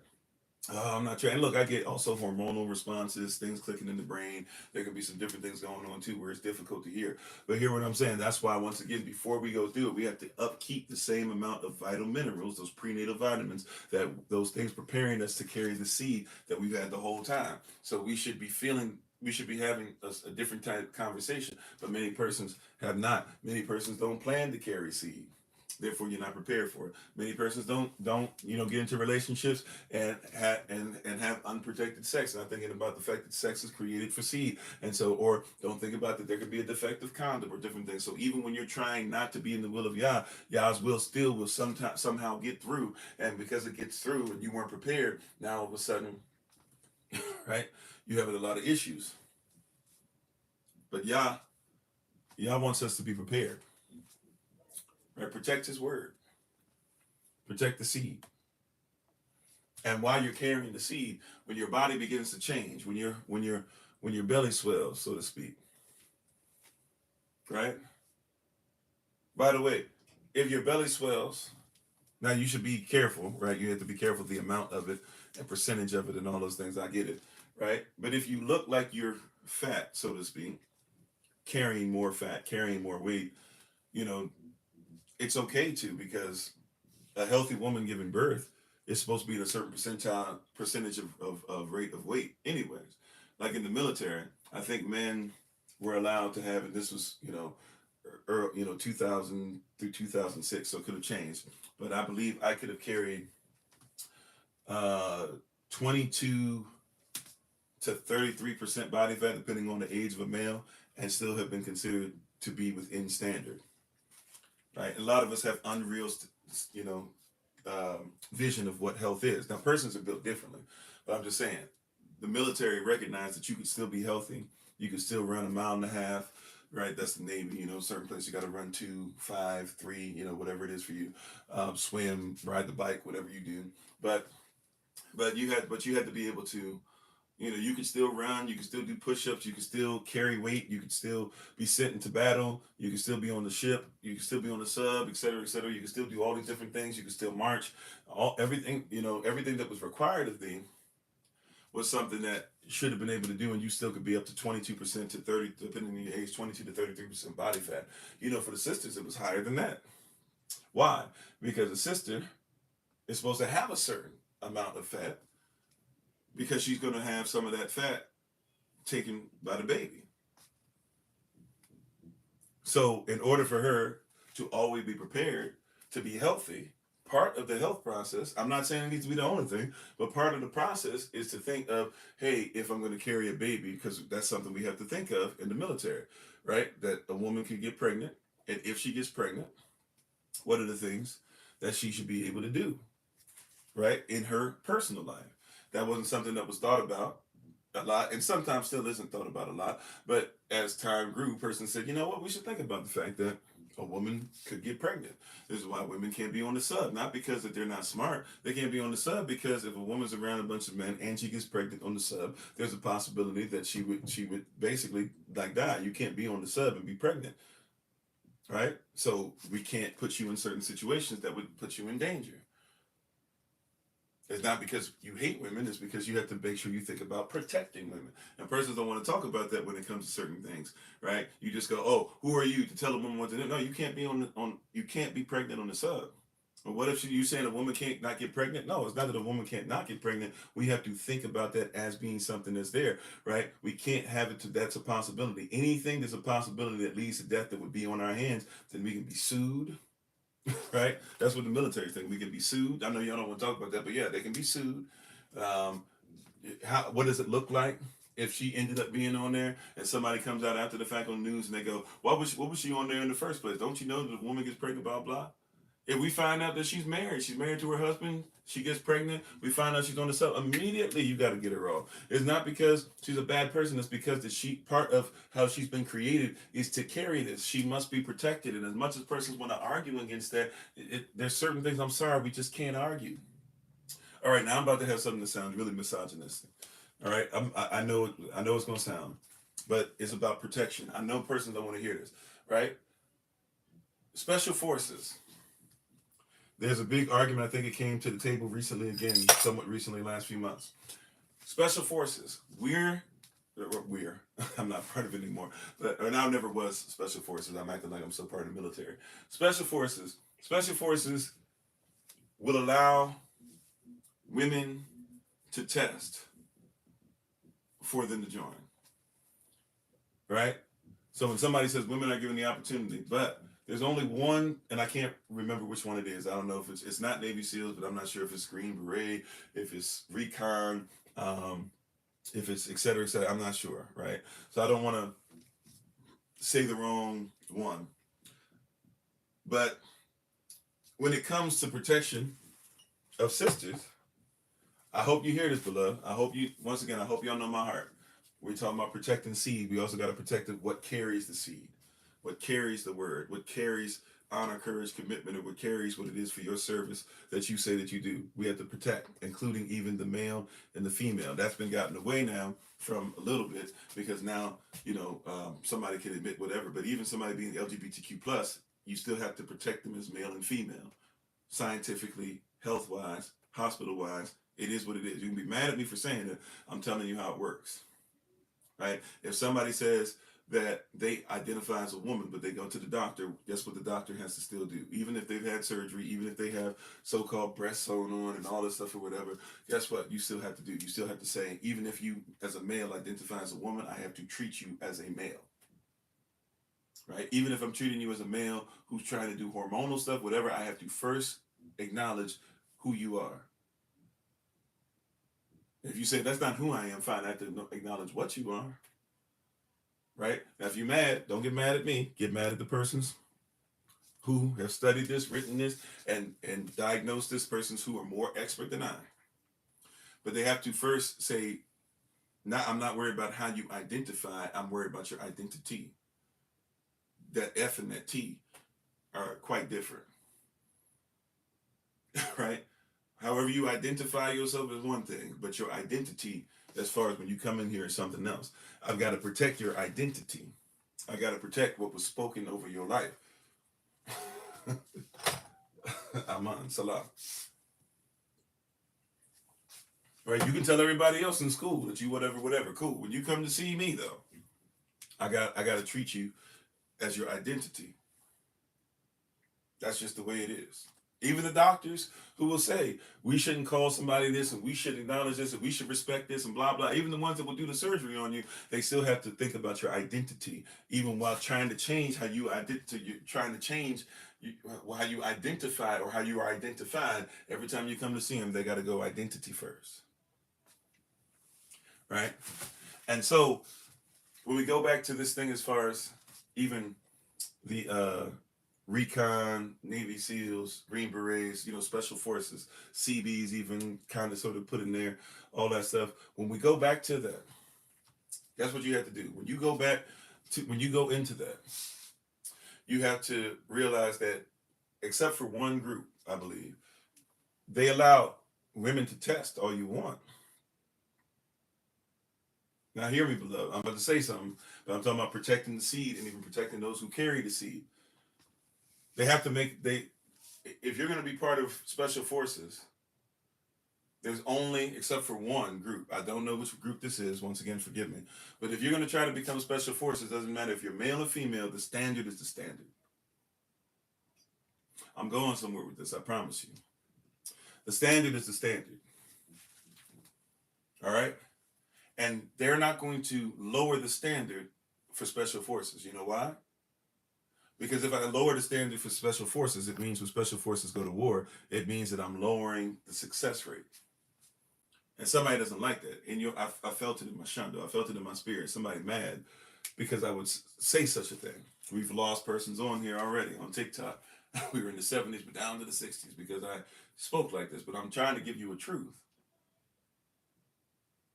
Some persons can't hear because all you hear is male, female, and you're ready to talk about, he's this and he's like he's same as Trump. Blah. Hear me, beloved. The reason is not just as simple as only the standard. That's a big piece, right? We got to win, right? And guess what? Like I'm a male. There's a sister out there that probably can do better on the test than I. I'm not talking about because not even probably. There are definitely sisters that could do better on the test than I, right? I'm far removed from my athletic prime. I'm trying to get closer and closer back to it, but I'm far removed from it. I'm not going to pretend that I'm better than every sister and this and that, and I can pass the test more than you can. But hear what I'm saying. It's very rare that any sister or any other women are going to pass the test, right? But part of the reason we do that is not just because we need to win. Part of the reason is because we're supposed to secure them. Right? And what sense does it make? Okay, don't just make it male female for a second. Make it about me. Pastor Kofi, overweight, getting better, but overweight, not running the same, not being able to do stuff when he could run a mile and a half, 7 minutes or so, sometimes even less than that, doing stuff like that. Pastor Kofi, no. Pastor Kofi now, right? Trying to go out there with these young boys, some of them in their 20s and stuff, right? Out here can do things that seem supernatural to the average person. They can stay awake for Hell Week 5 days in a row, no sleep, carrying weight over their heads, carrying boats over their head, in the water, singing cadences, right? Doing stuff like that. We're talking about persons who, when you walk around the basin, if you're ever around somebody like that, you'll see they even let them dress differently because they have to have a mind that's more free. So they don't care about them being, their uniform don't got to even look as great as your uniform does. They don't care how they look in the uniform. They're about to do some stuff that nobody else does. What does it look like? Them saying, well, Pastor Kofi wants you to lower the standard because I want to be what it is. Right? But also, what does it look like that you would put me in harm's way knowing that I'm not even going to make it because I might not be able to do something that's strong enough? I'm just finally starting to do pull-ups again for the first time since I was in like elementary school. Right? What does it look like somebody saying, you can't even do pull-ups. I want you to go out somewhere where you're going to have to climb up a wall. Freehand.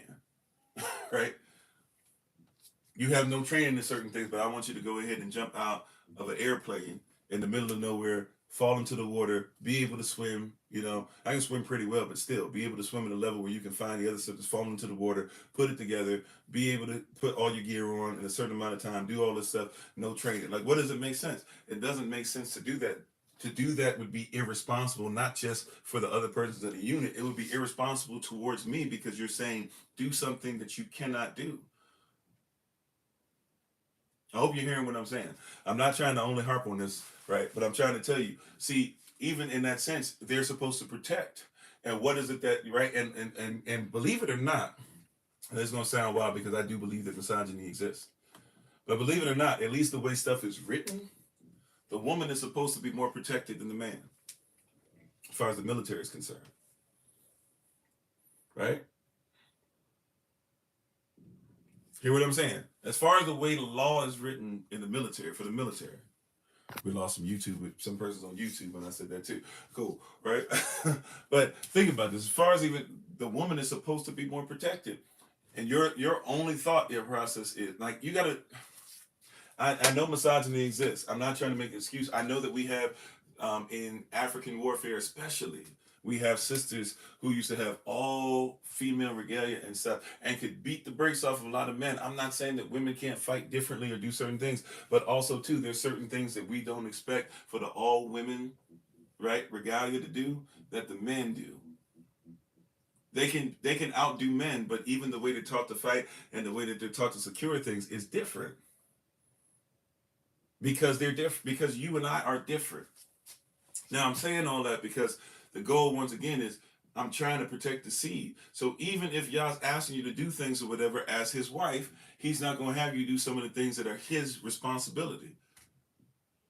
Right? As a husband, if something in the house is, 150 pounds, Elder Alma's not going to lift it.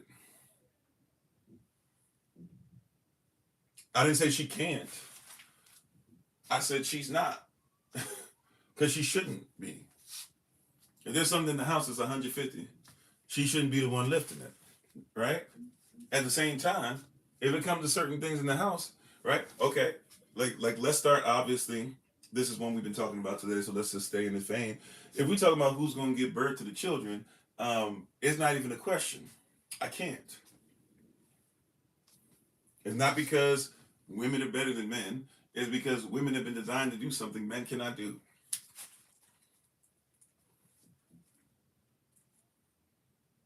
If it comes to certain things, y'all know how this works in the house. If it comes to certain things, color patterns, things like that, doesn't mean that men can't give any things as far as color, that they don't see anything. But guess what? That's not really my responsibility.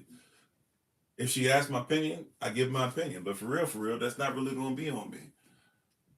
It's not because that she's better. It's because she has abilities or has certain things she's doing. When it comes to certain things as far as nurturing our child, she's going to take the lead on that.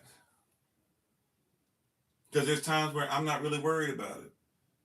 You know, we playing football still, and it's cold as I don't know what outside. And I grew up, and little boys, the way we grow up is go outside and play.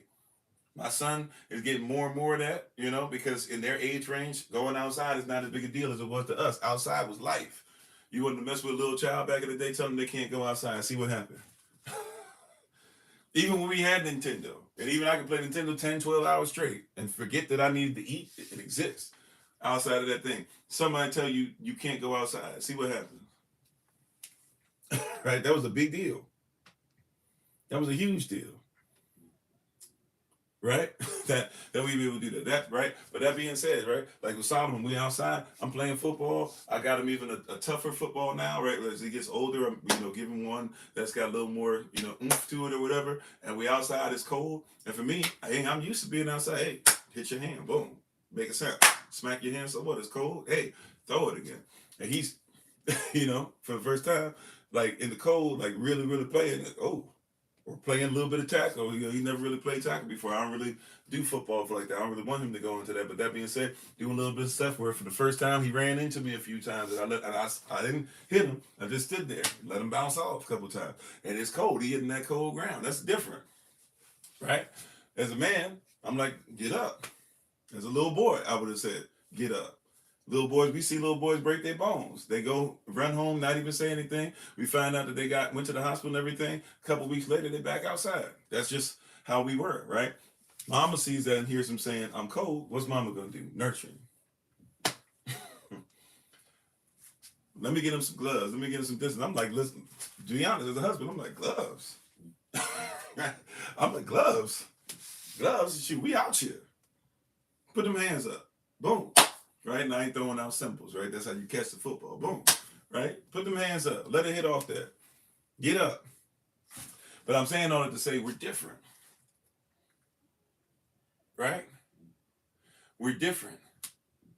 And so there's some things that when it comes to protecting my seed, I'm going to protect different places for this, different things that the seed does differently than my wife does. Right? If somebody walk up on my son and doing this, that, whatever, I'm like, okay, was your life all right? Or if I see that somebody putting hands and they had them in the corner or something, I'll give you getting jumped. Bro, did you swing? I got a different mentality with some of that stuff. My wife is very similar in that regard, to be honest, actually. Right? But as a man, I'm thinking different. If I go somewhere and I know that little boys, or I'm going somewhere in the hood and I know little boys, when they play in that area, they be tripping. As a man, I'm not trying to figure out, hey, how can I make sure to talk somebody's mom? I'm standing out there like this. If I'm with my partners, and if you put your hand on my son, I don't care if you're 12 or not. I'm about to put it to you, right? I got a different motor, right? I'm going to put it to you, and when your father come over, we can go ahead and get it on too, right? Bad champs. Right? But I'm just saying, right? I just got a different. I'm wired different like that. But mama might be like, hey, so and so, blah blah. It doesn't mean one better than the other. We need each other to protect the word, right? We need each other to protect the word, right? And we need each other to protect the seed. You're gonna protect the seed different than I am, and it's my responsibility to protect those even who multiply the seed and help it to grow and nurture that seed. I gotta protect you. I've got to protect you. I've got to protect the word. This is why wives, submit yourself to your own husband. Doesn't say to every man. Submit yourself to your own husbands as unto a dawn. The way that the Most High takes care of the assembly is the way that your husband should take care of you. Yeah, I give you all the respect. You tell me what to do. Okay, to make sure that your husband, right, especially, so once again, as unto the Lord. If your husband is doing what the Lord says do, or he's trying to do for you what the Lord does for you, then guess what? That's the same respect, because you're respecting the vessel, right? If you want me to pour the Spirit out upon thee, right, then you got to get under where the Spirit pours. Oh, you hear what I'm saying? Watch this. Excuse me. I got two vessels, right? I mess up my floor a little bit. I got two vessels. One is kind of sort of empty, right? Let's just say this is empty, and one is not, right? If you want to get under the pour, if you want to be guaranteed you're going to get something, you need to be under the vessel that there's going to be some damage, so to speak. There's going to be some water that pours. There's going to be something that flows out of this. If you want to come from the vessel that's empty, right? So if your husband is coming from a place that's empty, or if he's coming from a place that doesn't have pour, and he's trying to say, be in this, and you keep trying to say, listen, and ain't nothing coming out, you have a right to say, you must not be being held by the Most High, because the Most High wants me to get at least something. Give me a little something out of what you're pouring. Right? Give me something. I should see something come out every once in a while. I should feel the effects of water. If water is upon me, then don't I get wet? Something. Right? Shouldn't my hair go flatter or something? Shouldn't it feel heavier on my head when my hair is wet? If I'm anointed with the water, shouldn't something happen to my appearance? This is why he cleans you with what? With water by the word. The word. The word. He's supposed to pour out. And it's supposed to be like water representing even spirit. Even through the spirit, he must have connection. But Yahushua says, he is the way, the truth, and the life. No one gets to the Father but by him. Yahushua is the word. If he has no connection to the word, if he's not the vessel of the word, if he's not being poured,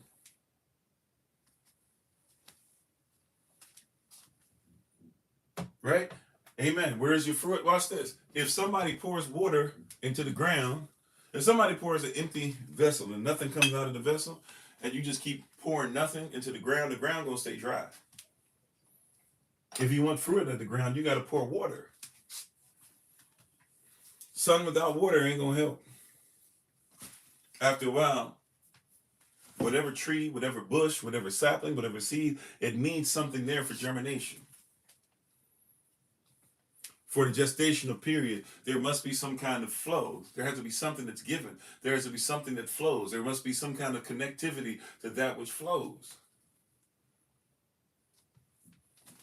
My brother, once again, as I was saying earlier, it's going to be difficult to make sure that the ground you're pouring into is growing and yielding proper,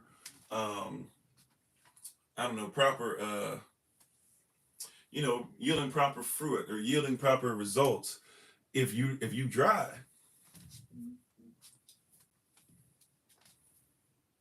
if you're dry, I'm not talking about your temperament, right? I'm not talking about your charisma. I'm talking about you dry. There's no flow. You got to protect the word. So what flows?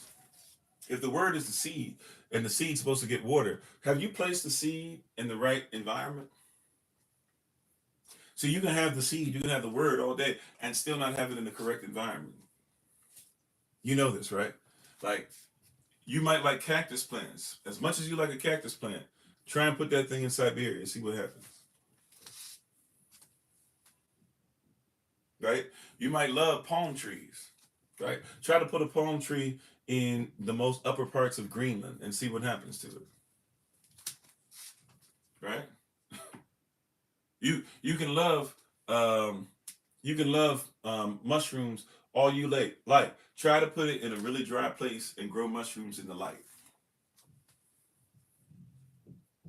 Right? In the wrong environment, ain't nothing growing. Is your environment in a place to where it's wet enough? Is your environment in a place to where it gets enough water? Is your environment in a place to where the seed gets the seed is introduced to enough water? What environment are you putting the word in? See, once again, this comes to a place like we were talking about earlier. The tower is attached to Jerusalem. The name of the Lord is a strong tower, right? The tower is attached to the city. If you're trying to attack the city has, you got to come inside the city. Psalm 122, right? Israel is a compact nation. Also talking about the fact, I was glad when they said unto me, let us go into the family, the house of the Lord, right? It says that our feet are inside the gates of Jerusalem. Are you in the right environment to grow? Are you in the right environment for family? Are you in the correct environment for Yah's will to be done? Are you in the correct environment?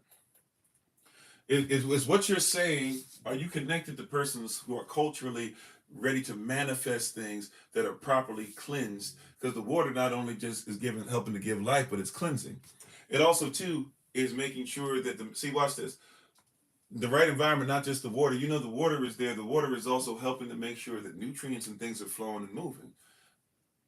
This is why in certain things when you put your ground together, if you're trying to do stuff from scratch, you got to even put minerals in your ground. You got to go out. Same minerals, if you, especially if you can get some cheap ones. I know to have less, but even still, if you can go to the Dollar Tree, spend you about $50, get certain minerals that you need for your ground and stuff, and put them in when you're planting stuff. Put it in there because you're going to be eating. The plants are supposed to pull minerals, right? And since we don't rotate crops like we're supposed to, you need to make sure that your minerals that normally would come from different crops that are rotated, you need to make sure that you're getting those. That's why you guys can be vegan and you still trying to get all these supplements. Why? You need the supplements because you need to supplement the stuff that comes in nature.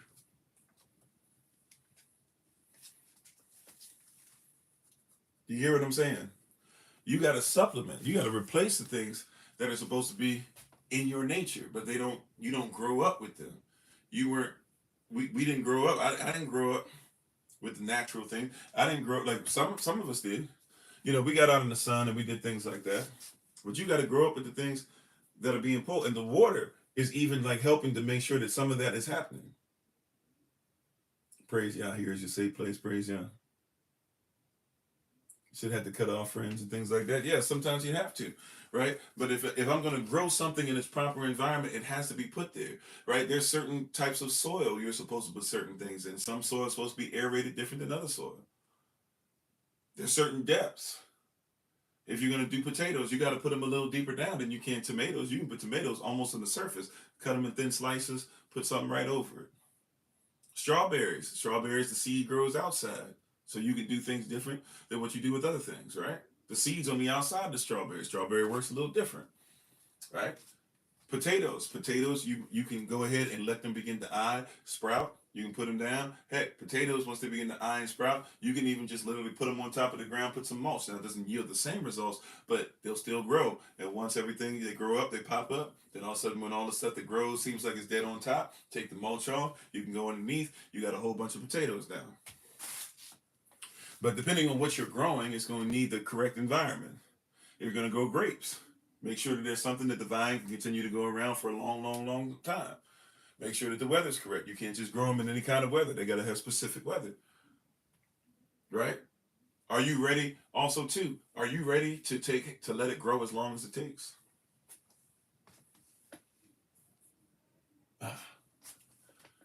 Yeah. Oh, yeah. Grind up eggshells. Mm-hmm. Yeah. Elder Alma's big on that. Eggshells, right? You find if there's certain seeds, certain times of the year, we ain't throwing away no eggshells, right? Also too, you might want to keep certain types of trash, right? If you're trying to make sure that you can go ahead and feed your plants later on. Might want to get a trash can literally to throw away your so-called trash or your leaves that are falling or all that stuff and put it in there so that you're making soil throughout the year. So you can take the soil that you made and now you got new set of soil, nutrients, all this stuff. And you'll find even while doing that, in the trash can, some of the stuff is growing inside your trash can. So you're not even growing trash in your trash can. You're growing something that gives life. And then on top of that, you have some plants that are already ready to go before you even dump the stuff out. So now you've already got plant life growing in as you're preparing the soil to give it, so it becomes so fertile that it's already giving life to anything that might resemble seed on the inside. Amen. Well, you can go to that garden back. Sorry to hear that though. Right? But I'm trying to say, do you have the proper environment for the seed, for the word? Not every word that Yah speaks grows in every environment. You got to have a safe place for it. This is why we talking about the business stuff. At some point, we're going to start doing the sessions that I've been telling you coming and stuff like that. Like for example, obviously we're going to have some things where we talk about business. Excuse me, certain things that are required, that we need you to make sure you get done, especially if you're going to do business with SOC, back and forth, certain things that are required that are necessary. certain persons that you need to make sure that you connect with, certain things that we need to make sure make it up to the top, because anything that's coming in here, we got to make sure it's got the proper seed and that you're protected. Not just that we're protected, you need to be protected. You need to know that if somebody, even if it's a family dispute, something that happens with SOC, are you legally covered? Right? That's a different lane. We need to make sure that we have conversations as far as like we're talking about. We're going to start the second Saturday of this month, and every second Saturday making sure we're doing something with marriage, and every once in a while opening those up to those that are even single and stuff like that. We've been talking about since last year, right? We started even some of that in November. You guys remember we talked about lust and all those things, that we had that conversation trying to get ourselves ready, and we're going to do a live session and then even have some stuff the following day. Right? We've been talking about coming up. The reason why we're doing those things is because of what? It's because that's a whole different place where that seed is. The word for that, you need to make sure you have a space for that type of word. That marriage seed, even though there's a similar way of doing it, there's a marriage seed, there's a word that he has for marriage that's of the same law, but don't get it twisted. There's some things that you're not going to do in your marriage that you might need to do in your business. There's some things you do in your business you might not need to do in your marriage. What we're talking about, right? You see what I'm saying? That's why when we went through Shabbat, we learned very quickly, you know what, there's Shabbat, but Shabbat has different types and times and stuff like that. As we start doing them, we're going to find some things out. For example, there's a difference between how we just do things for feast days, but they're treated as Shabbat. There's a way that we do them on regular days. If somebody gets in trouble, you should be able to do things in an emergency situation. There's a different way of traveling. You can't. It doesn't say you cannot travel at all, although that should be the goal, is to travel as little as possible. But if one wants to travel, there's a Shabbat travel and there's a this travel, right? And so you got to know how to apply the word where it is, the seed where it is, for the situation that it's in. I'm not trying to say we changed the word. What I'm trying to say is Yah has given word and he's given seed. There's plant life outside. There's all types of stuff that's growing outside. It grows in different places, and some of them, if I literally took it from way down where I'm seeing the street and stuff, and I were to take it from one side of the street and put it on the other, some of it wouldn't be able to survive, because that much travel, some of them can't do. You would say, no, stuff can grow anywhere. Sometimes it can't. Perfect environments cause growth, right? Some of you don't look at things in the environment, or you think that the environment, because it's different than what you're used to, it can't grow, right? That's why we told you before, if you know how to identify plants, there's a lot of you who grow up in the city, and you walk over cracks in the ground, your sidewalks, and you see growing up in between the cracks, or growing up in between the divisions of stuff, even between the cement, you see stuff that grows up, and a lot of that is edible. Some of you are in places where you can legit forage as you're walking down the sidewalk, but because we don't think about that growth, and because we don't think about, like, hey, there's an environment obviously going on here, and I could actually make sure this environment stays fresh and stays clean and stays nice, and I could go ahead, I could actually eat out of the city. I could eat off the concrete jungle, so to speak. And for many of us, 70% of what you will see today is something that is edible. But in our mind, we don't think about it. Right? But you're in an environment where Yah's growing some things, right? Have you thought about what grows in your environment that's already edible? What grows in your environment that's already food? What grows in your environment that Yah wants you to eat? What grows in your environment that already gives forth fruit? And if you go ahead to get ready to eat it, by the way, have you been trained where to cut it so that it can keep growing? Have you set up things to where you make sure, okay, I'll grow some stuff. I'm going to grow some power greens or something like that. I'm going to just keep growing them, but I'm going to have a whole rotation. And so I'm going to take some for today, but I'm only going to take them from here so that they keep on growing. I'll take them from here, and I'll do it, and I'll have it set up to where when I get back around, I'll be able to have power greens every day, if that's what I'm doing as far as my natural medicine journey, or whatever the case might be, right? What does Yah put in your environment to where you can already eat off it? I'm talking about the physical, but don't forget we're talking about the spiritual. The fruit. Fruit is anything that has seed. So whenever we're talking about seed or word, now I got to pay attention to the fruit, because if the fruit's not right, then there is no seed. Or if the fruit's not right, the seed will be damaged, and I might not even know it. You said we can root in peculiar places? Mm-hmm. Right? So there's a lot of stuff that we walk past and don't even think about how edible it is. Right? There's a lot of stuff that we walk past and wouldn't even think, I can make a salad just off what I got outside. Now, obviously, in wintertime, a lot of things have changed. A lot of things have changed, right? But even with some of the evergreen stuff, even if you're looking at tea, if you got pine or something similar to pine, right? You basically turpentine, stuff like that. Pine, you have tea. And it works for certain things. There's certain things in your environment. Grass is edible. Yes, grass is edible. But if you don't want that, you can have grass teas and stuff. Put some honey in it if it's too much, right? Just about every single grass. I don't know if there is a such thing as poisonous grass, but pretty much every single blade of grass that exists is edible in some way, shape, or form. That means if it's tea, if it's this, I'm just trying to say there's a lot of stuff that we're not aware of, that we're going through, and we're not seeing. Now, going back to Yah has given you a bunch of stuff that bears fruit, that has seed, right? That has the ability. You shall know the tree by the fruit it bears, right? Right? And the reason why the fruit is important is because we need the seed. You should know the tree by the fruit it bears, right? So you got to protect the seed. That also means you got to protect the environment. That also means you got to protect the fruit, or the fruit, right? So do you protect fruit? Do you protect the fruit tree? Do you protect the fruit bush? Do you protect the fruit vine? Sometimes you got to protect it by pruning it. Yahweh is the husbandman, right? The husbandman. Yahweh says, I am the vine and ye are the branches. You can do nothing without me. And he said, from time to time, you might need to get cut off. Or something might need to get cut off of us. Right? I'm the vine, you're the branches. And there's some branches, right? If you cut the vine, it means that you're cutting the source of any branch that's connected to the vine. So you don't cut the vine, but you do cut the branches. If I cut the vine, I'm trying to say that this vine is no longer part of the vine. If I cut the vine, right? There's vines that grow on some of the trees, like in the front. We got a white mulberry tree in front. We got a black mulberry tree in the back, right?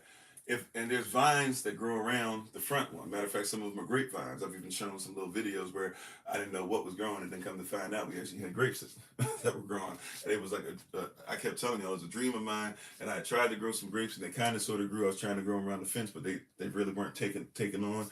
And then all of a sudden I was like, oh, we got grapes on the tree, right? But there's also other vines that grew as well. And I didn't know, since I didn't know they were grapevines and they never had a chance to actually start trying to bear fruit. I didn't know, so I was cutting them because I didn't want the vine to be eating the tree, Not realizing that the vine that I was cutting, I was actually taking what was growing and what I actually had and what I had been hoping for, I was cutting it off. So here it is, I'm cutting off the very thing that gives life, right? I'm not allowing them to be together, to be attached. But then all of a sudden, and it was just, travel and different things that had to take place, and even emergency situations, even me not being in the mental health space that normally I would be, to make sure that I clean some of this stuff up and everything, that I didn't cut it. And when I didn't cut it, lo and behold, fruit was there. And it needs to be dealt with better because the fruit's not exactly what it needs to be. That being said, though, I wouldn't even known it was there, but it was there whole time. The environment was actually righteous, and I was so busy trying to figure out in my mind, how can I make this happen? I'm going around it, I'm doing all this stuff, and didn't even realize and recognize, wait a minute, like, the fruit is right there, right? And so sometimes you have to give the vine a chance. He is the vine, and we are the branches. And you have to know what branches to cut. Here I am cutting the vine, not realizing that this vine was divine. You hear what I'm saying? Here I'm cutting the vine, right? Not realizing that vine was divine. Why am I cutting divine? Why am I cutting what's divine in nature? Why am I cutting what Yah has? I could have left it where it was and it would have grown, but I was going off my own sensibilities, my own training, what I thought something was. But when I gave it a chance to actually grow in my life properly, now I realize it must be protected at all costs. Right? There's people who pay a lot of money for what I'm going to get. That's literally going to fall. Right? When it's mulberry season, the 2, sometimes 3 times a year, when the mulberries fall, I be getting irritated Now I've learned just put a tarp out, but I'd be getting irritated. I'm like, I had to clean up all this stuff and all these animals and insects and birds that come and stuff like that because you'd be stepping on them so much and stuff. And I mean, we'd be eating them and everything, but it's like, man, this is blah blah. But like, if I would, I realized like why am I so upset and frustrated? Like I got something that people pay all this money for. Matter of fact, I got something that we could go ahead and use and utilize. I got something that we could sell. I got something that you could tincture. I got all these different possibilities, and it literally falls. And the important piece is that not only is it falling, but the fruit falls, but the seed falls. So I just get under, even if I can't be there physically, can I just make sure I can get a tarp under there? All right, you think you're poor, but really you're rich. And now I realize protect the seed, but I also protect the tree. I protect the vine because I realize by protecting the tree, I protect the fruit. By protecting the fruit, I protect the seed. There are a lot of persons that wish that they could have that growth. They'll put in the work. They'll wait years and years and years for what Yah gave me, and I didn't even realize was there at the moment of purchase. I didn't even realize that I had the seed. I had the word right there. I had the thing that could be sown into the ground. I had the thing that could heal. And I'm so irritated just because it takes extra work. No, do you know how many people would give up years of their life just to finally say, I have growing what you haven't grown?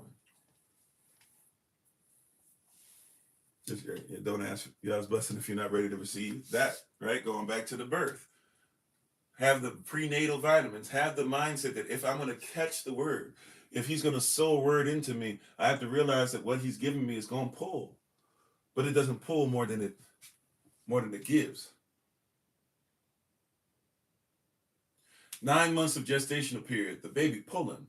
And I know even when you're raising them, they're pulling, breastfeeding, pulling, giving advice, pulling, schoolwork, pulling, all this stuff. But guess what? Like, there's nothing, any parent will tell you, there's nothing like seeing your child. Day one, trigger warning, because I'm not sure if anybody's going through this, so please forgive me if I'm stepping on somebody's toes or their emotions the wrong way. But any parent will tell you when they held their baby for the first time, no matter how many babies you done had, you hold that baby in your hand, you look at that baby, right? 9 months of what mama went through is worth it. First day, first moment, first hour, first skin to skin contact, first cry. As much pain as she's in, and still is kind of sort of in. Ask mama. As soon as they say you have it, before she knows what it is, for sure, worth it.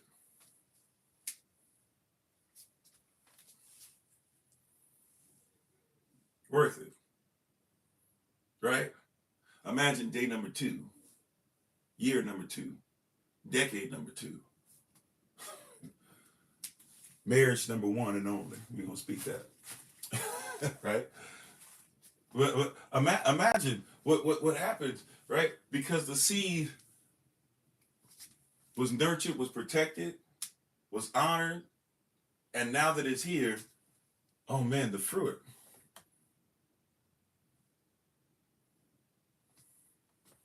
A sign of vitality, a sign of fertility, a sign of your divine nature, a sign of two becoming one, a sign that what Yah's will is has taken place in your life. This is why, once again, I'm trying to be very careful because I know a lot of persons take this and you think that I'm trying to be very misogynistic, etc. I'm trying to make it a point to say, hey, that's why you even need to that's why it was so important, and still is, as much as we act like it's not. I don't know why we do this. It was very important that we had children. And it was something that was very important for women. You said year 28, still thankful, praise God, right? It was very important for women to have children. Why? Because the family was growing. And it was part of your divine nature. And it was part of Yah's assignment on your life. And it was a sign that, especially when you do it righteously, that the Father can protect the seed and protect the one who gives seed, and therefore the family does so. And as we grow as a family, and you are responsible for it, and you are the reason that child is fed, you are what that child learned from, that child learned language inside your womb, that was something of honor For some reason, we act like that's not. But somebody says, "Why should I honor? Why should I honor my wife?" You be acting like this. A woman's nothing without a man. All that red pill rhetoric. You honor your wife because you wouldn't be a husband without a dummy. You honor your wife because you have no children without a wife. You honor a wife because your wife is a mother.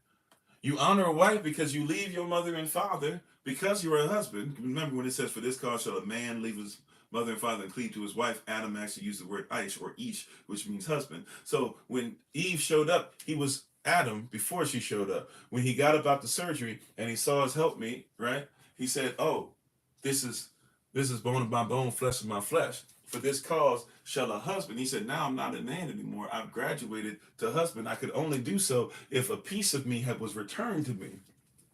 When I become a husband, it means that a piece that I'm missing has returned. Yeah, so many don't want to have children now. You hear what I'm saying? A piece of me that was gone has returned.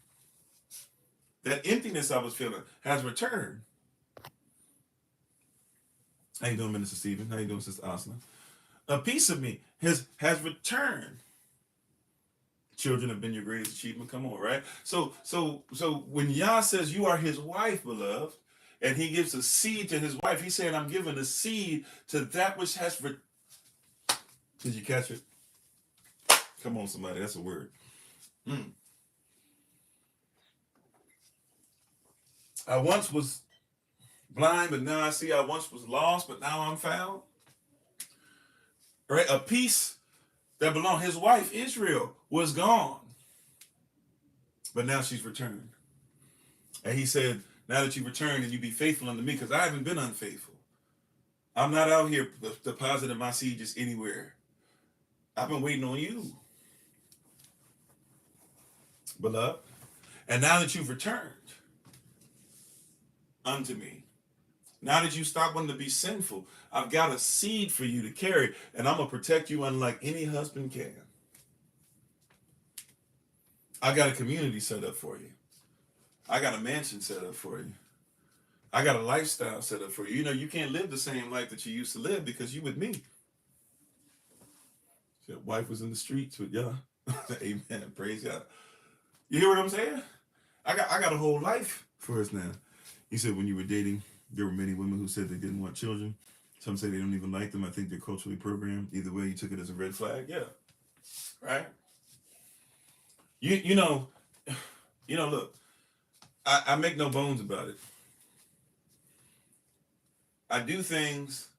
Can I tell you something? This is Yah's wife. I do things that I never thought that I'd be able to do. I speak things I never thought I'd be able to speak. I go places that at one point in my life I thought I would only know through studying. Right? And I've been blessed to do a lot of travel in my life. I mean, I have big gaps in between travel, but I've been blessed to do a lot of travel, and just as much as some of you do, right? Some of you do even more than I. But I'm just saying, where I come from, and I wasn't poor, right, by any means. I know what poverty looks like, but to be honest, as far as experiencing and stuff like that, like I've done stuff that other people do, but usually I did stuff to fit in. I know there's people who actually have lived that life, so I don't want to be disrespectful.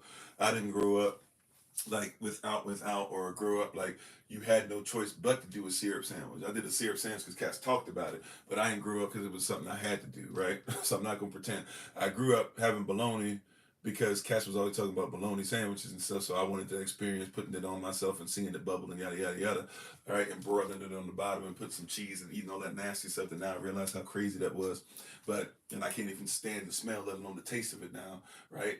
Plus it's dietary laws, I couldn't taste it if I wanted to. But I'm just saying, I don't know that life. That being right, I experienced some of it. I was adjacent to it. I hung out with cats that dealt with it, right? So I'm aware of it, but that's not my life, right? But I'm just saying, even where I grew up and the way I grew up with an awesome provider, there's things that I do now as Yah's wife out of obedience. And I'm talking about my spirit before somebody starts talking about gender. I'm talking about my spirit. As the spiritual wife of Yah, or part of the body, which is the spiritual wife of Yah, I experienced things that I never thought I would experience. Right? How you doing, Brother Thomas? Right?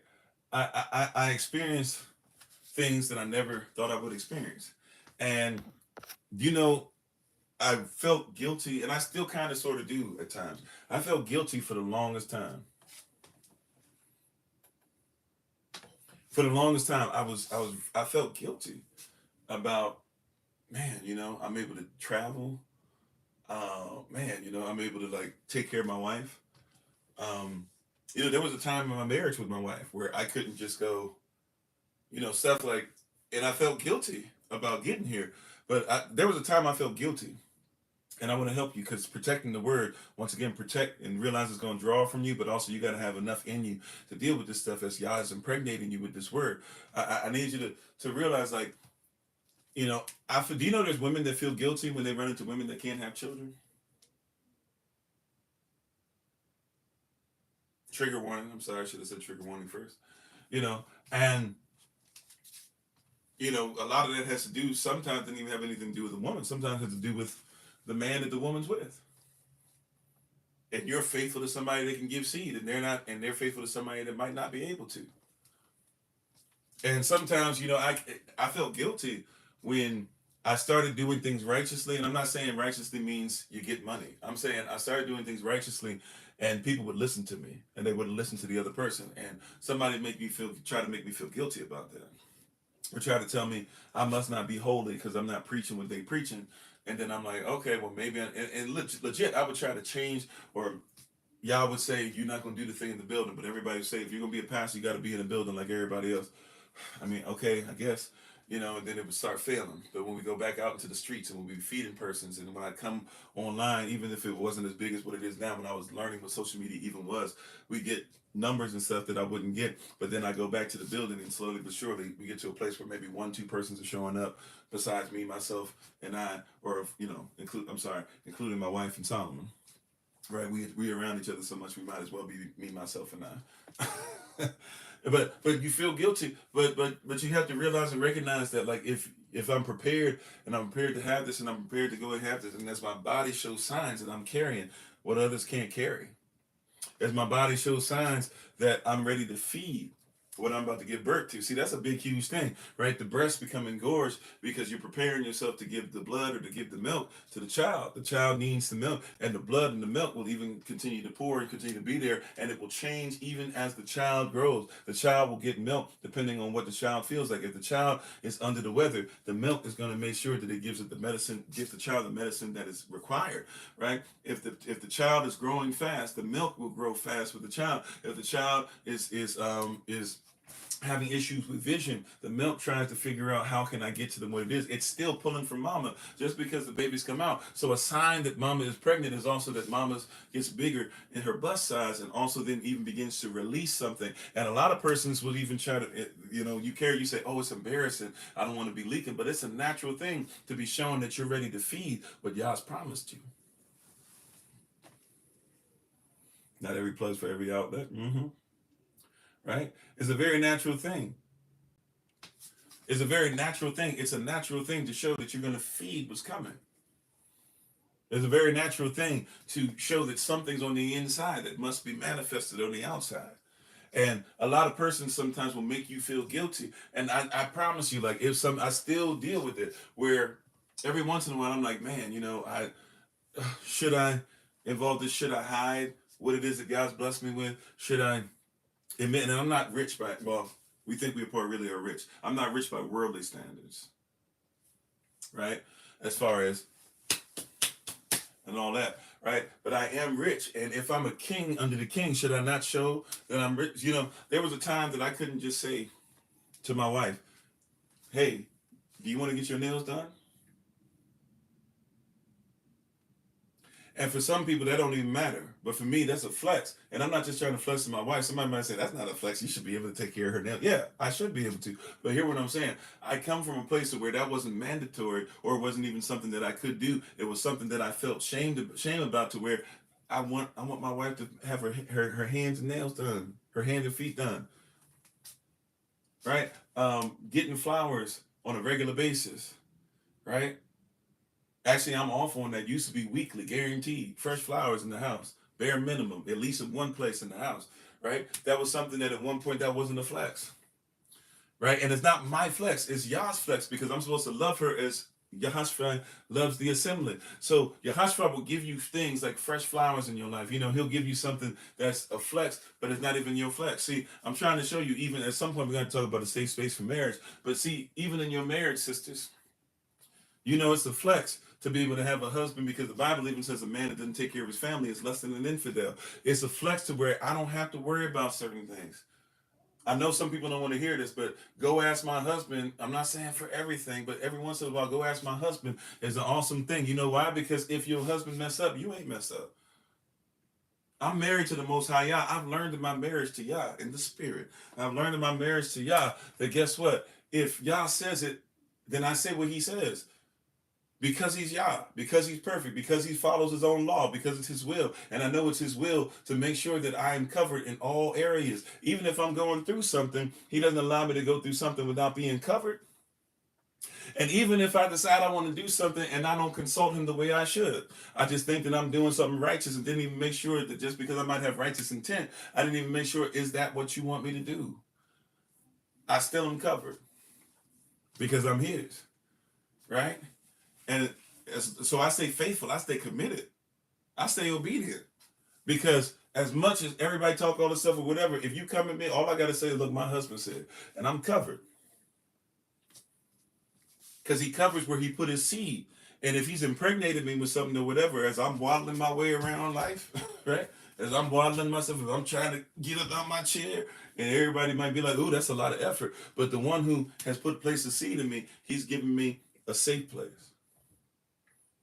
I'm protected. I'm safe. The righteous can win and they are safe. I'm protected. So say whatever you will about me, you at some point you gotta recognize and receive the fact that I'm protected in a manner that many persons are not. I live and operate in a place of protection. And when you might see, I get a little slow as I'm getting ready to give birth. I slow down a little bit, but don't get it twisted. Just because I'm slowing down doesn't mean what I carry is any less valuable. Matter of fact, it's heavier on me. The more valuable what I carry, I won't even say the more valuable because we get into world stuff, right? But the bigger that I carry, what I carry, of value gets, then there's certain things that happen. And are you ready for that? Have you made a safe place? Right? Are you ready during the gestational period? Periods, if you want to go by the trimester, right? But the period where your baby gonna be moving different. You know, it's a sign of a healthy baby is that you get kicked, right? Are you ready to take that kick? A sign of a healthy marriage is that during a pregnancy where my hormones are all over the place and I'm carrying something in this day, I don't know, why would you even get, like, I can't stand, like, why would you impregnate me with this? And look at how I'm looking, everybody making fun of me, and I'm not the apple, am I still the apple of your eye? And y'all just sits there, yes, Kofi. Yes, baby, you're still the apple of my eye. I still love you. You're still this. You're still that. And that's a sign of a healthy marriage where you can go to him in the midst of what you're carrying and it seems like it's tearing you apart and you're getting kicked from the inside out and everybody's trying to say your body don't look the same way it used to and all these different things. And Yah says, I'm still with you and I still protect you and I still got this. Matter of fact, I know that it's difficult to sleep for you. Your visions, your dreams are a little off. I bought you that special pillow. The special pillow? I didn't even ask for a pillow. Yeah, I did some research. I could tell that you needed something to sleep because your visions, your dreams are off a little bit and stuff. I want you to be as connected as possible. I know what you're carrying is uncomfortable, but I've given you my seed. And if I gave you my seed, I got to make sure that it's protected through the end. That also means once you give birth to it, I'm not going to stop protecting you.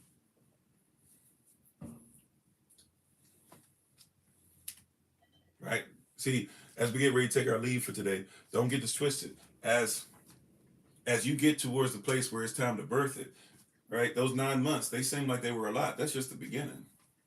He's not going to stop protecting the seed. He's not going to stop protecting you because for the rest of that seed's life, until it's time for you to go on to something else, right? And go on to glory even, he's going to protect that seed. He's going to protect the one who gave the seed, and he's going to honor you. This is the reason why your child is asked, it's commanded even to love their parents, to honor their parents, to be obedient to their parents, right? Because the Most High honors you, so why would you not honor what the Most High honors? Thank you, Sister Taylor. How you doing? Right? Why would you not honor what the Most High honors? And thank y'all for the love. Why would you not honor what Yah honors? Why would you not give glory to Yah for what he gives, what he bestows his glory upon? Do you not realize that birth is glorious? Motherhood is glorious. Fatherhood is glorious. Why would you not give glory to Yah for what he's given, but what he's made so glorious in your life? I'm just saying. Obedience is better than sacrifice. You know, sacrifice just means that you'll do it once. Obedience means you'll keep sacrificing.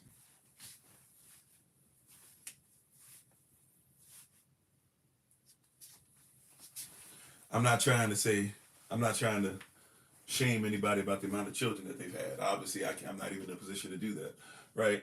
But hear what I'm saying, beloved.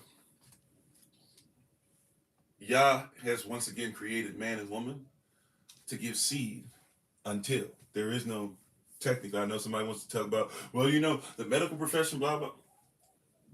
Yah has not given anybody, he has not created us. Sin entered in, and so we're dealing with some stuff. But Yah has not created us to stop giving seed or housing seed or manifesting seed. How you doing, Movement Muse? He wants us to continue to manifest seed. The seed must continue to grow. No matter what your situation, by the way. No days off of seed growing. Manifestation, always. Manifestation, always. Praise Yah, Sister Taylor. Manifestation, always. It must manifest. You don't have an option. You were created to continue to manifest. We're not just talking about the physical anymore. You were created to manifest. When is Yah going to stop manifesting? Okay, you his wife. So when you going to stop manifesting?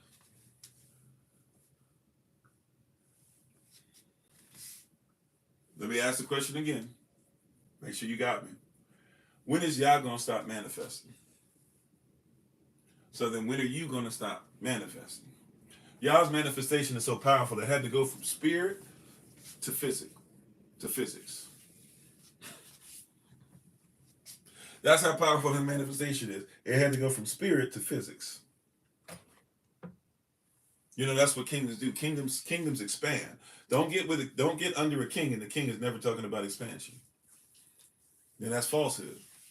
Any kingdom should always be looking to expand their wisdom, expand their ways, expand their culture, expand their life, expand their riches, because their riches in the kingdom are supposed to be a commonwealth, right? You are not a commoner in our kingdom. You should have kingdom since not common since, but the wealth of the kingdom should be common to everybody. It doesn't mean that there will not be persons so-called poor. The poor will be with you always.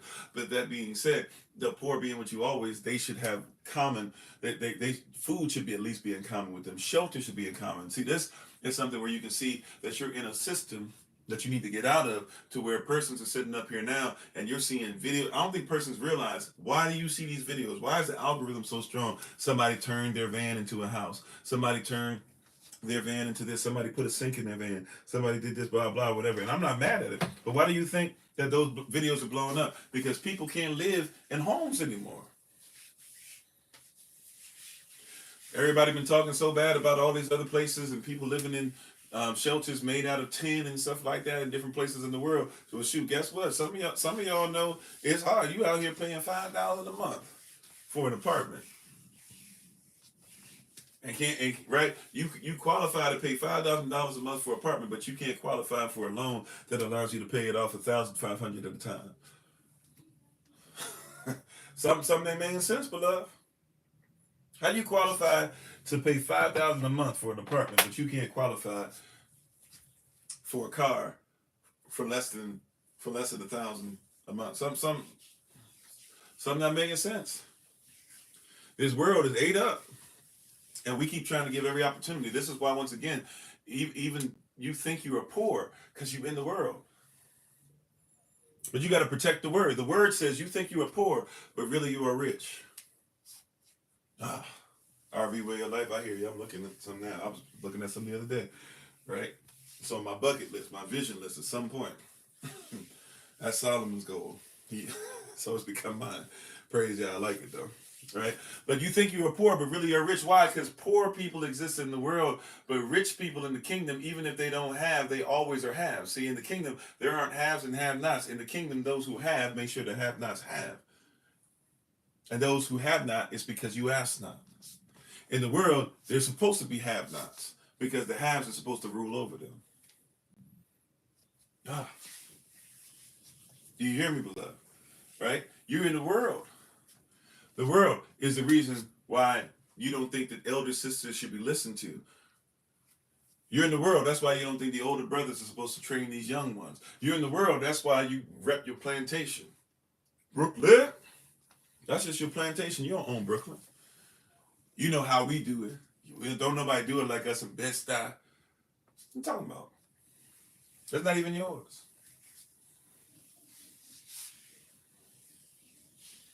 You hear what I'm saying, beloved? You got to get to a place where you recognize and realize who you are. The word, protect the word. If you love me, you will keep my commandments. Protect, keep the commandments, keep the word. No, we don't have to follow the commandments. Yahashua said, if you love me, you'll keep my commandments. So what do? Well, he meant what he said was a commandment. But anything a king decrees must be established. And if in the beginning was the word was with Elohim, and the word was Elohim, the same was in the beginning, and nothing was made without him, then that means in the beginning, by the shot, that was what you call Genesis now, then he was the same that was there in the beginning. And if he was there from the jump, and he says the same way that we did things from the beginning is the same way we should be doing them now, and then he comes behind it and says you shouldn't even change the way it's written, then you got to figure that that person is not keeping the word. Therefore, they don't love Yahashua because Yahashua is the word. If they loved his word, then they would love his law because law is word. When did his law stop being word?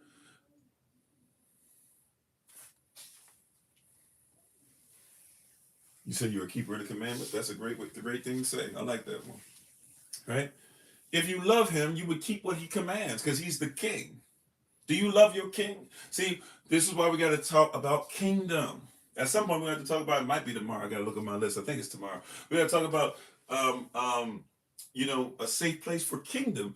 A lot of you have a safe place for democracy, which doesn't allow safe places in your life. A lot of you have safe places for communism, but it doesn't allow a safe place in your life. You have safe places for Marxism, but it doesn't allow a safe place in your heart, right? In your mind, in your soul, in your spirit. You have safe places for many different religions, but don't even know what religion is the religion of the Most High. You have a safe place for Christianity, even though that's a mixing of iron and clay. You have a safe place to say that the version of the Bible that you read is the best version, not realizing you should make sure that any version you read is based off the original. We don't protect the word. We don't have a safe place for the word.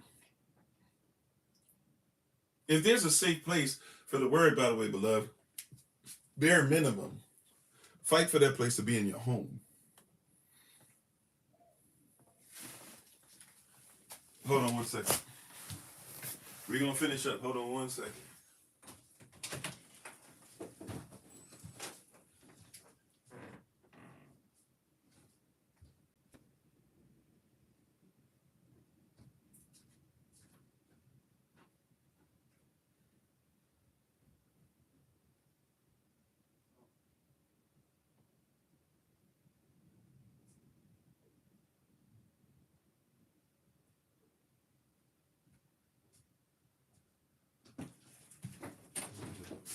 Sorry about that. If you have a safe place anywhere, right? Have a safe place in the home. If you don't have a safe place and environment anywhere for the word, it should be in your home. We should be fighting for the word to be in our homes. Fighting for the word to be in our homes. Fighting for the word to be something that our children.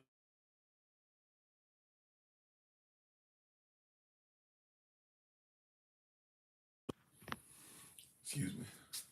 We should be fighting for the word. Right? We don't fight for we look. more. And look, I love y'all, SOC. Fight for it to be here. But fight for the word to be in your home more than you fight for it to be here. Fighting for the word and fighting for those who are keepers of the word. Right? The name of the Lord is a strong tower. Going back to Magadah, the word for power. I'm sorry, Oz is the word for power. The name of the Lord is a strong tower. As far as Magadah, the word for tower. Tower, also part of that definition, is pulpit. We should be preaching this from a high place, protected, not accessible, safe. If where you're preaching from is not safe, you're not preaching. Not what y'all wants, because your words should be kept safe. Now watch this. He prepares a table in the presence of thine enemies as well. So are you ready? Like we said earlier, if he's going to impregnate you, are you ready to secure and even have it to where it might seem a little daunting? It might be a little frustrating. There might be some issues. There might be different things that you weren't ready for. But hopefully you've been readying yourself prenatally, so to speak, for what he's about to deposit inside of you. When it's time to preach this word, right? You got to realize that if he tells, now this is the thing I got to keep saying if, because it's about a commandment. If Holy Ghost say move, you move where she says move. So if she doesn't say move, you don't move where she doesn't say move. Okay? If she doesn't say move, you don't move where she doesn't say move. Very important that we catch that. If she doesn't move, if she doesn't move that way, or she doesn't say move that way, you don't move. That being said, y'all might say move in the midst of the enemy and preach the word. You have the scripture set in place everywhere you go mentally. Mm-hmm. So you got to move when she says move. What if she's saying? Now, I haven't personally been given this, but I'm just saying you got to know what she's telling you to do. But what if she says, go to the club? Stand outside the club. There are persons that stand outside the club. I don't know if y'all's always calling them to, but there are persons where they at. Because guess what? Somebody might need the word outside the club. What if she says, stand outside the church? That's one thing that stuck out to me in the Malcolm X movie, the one by, with Denzel Washington and directed by Spike Lee. When they're coming out, person are coming out the service. And I was like, as a child, I was blown away because in my mind, I didn't go to church back then, right? But in my mind, I was like, that's kind of wild, isn't it? They're coming out of service. But he believed. Now, I'm not saying that this was Holy Spirit led, et cetera, et cetera. What I'm telling you, though, is that this person believed so much. He believed so much in what he was doing. If necessary, I'm going to come on out and I'm going to stand and I'm going to tell you, because what I have is more important. Because if it's truth, right? He might be calling you into the midst of somewhere to where, like, we forget when they went back to Israel, Acts chapter 2, day of Pentecost, something they kept up all the time, once a year, but this particular year, and Holy Spirit comes down. This was not done, even though it was done in Israel, obediently. This was not done around a bunch of persons who necessarily believed what they believed. But because they were obedient, thousands grew. Thousands connected day by day. Every day kept on growing over and over and over again. Why? Because they did what the Most High said, and they kept the commandments. If you love him, you keep his commandments, and he protects those who keep his commandments. He protects those that keep his word. He protects those that if he gives you something on the inside, he protects it while you go through the process of change and through the process of all the things or whatever. He protects you.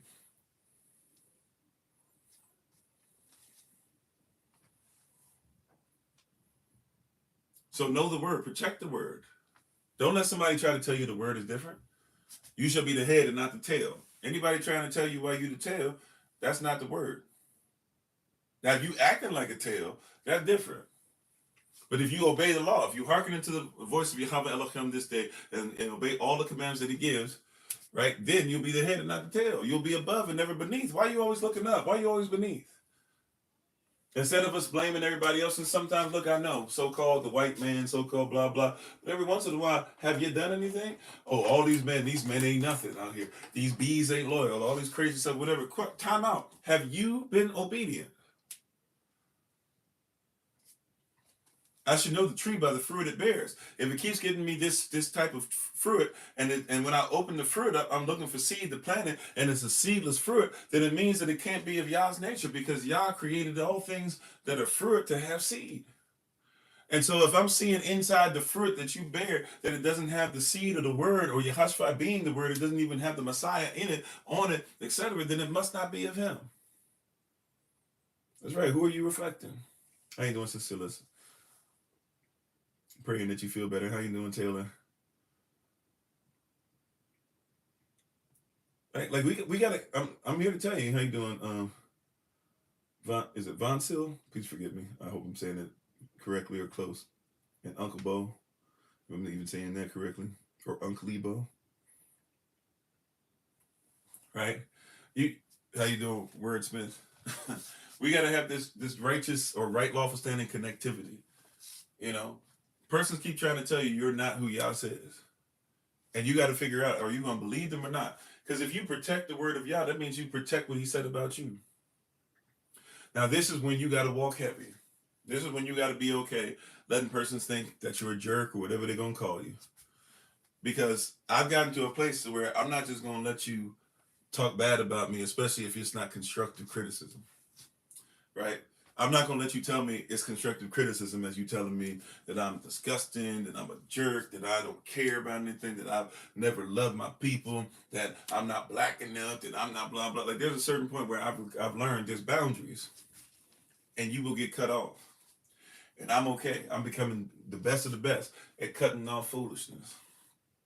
I'm becoming better and better at, if I got to address you and look you in the eye and tell you that you ain't blah, blah, whatever. I'm getting better with these hands too. I'm still doing Kung Fu. And even though I might be slowing down in some areas, I promise you, I'm still, if I got to defend myself physically, right? I pray it never come to that. But I'm just saying, I'm getting better at being like, you know what?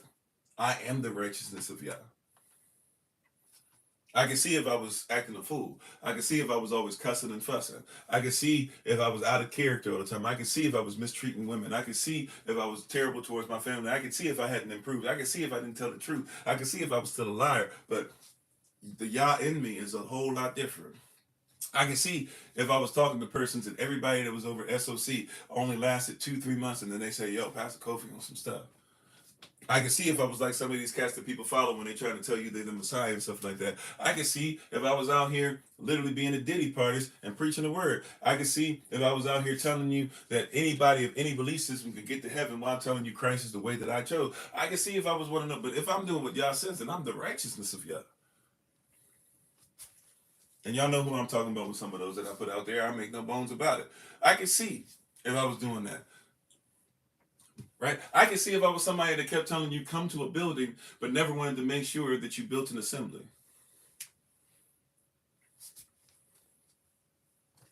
An assembly is assembled, jointly put together, an assembly of parts, dry bones that must come back together and live.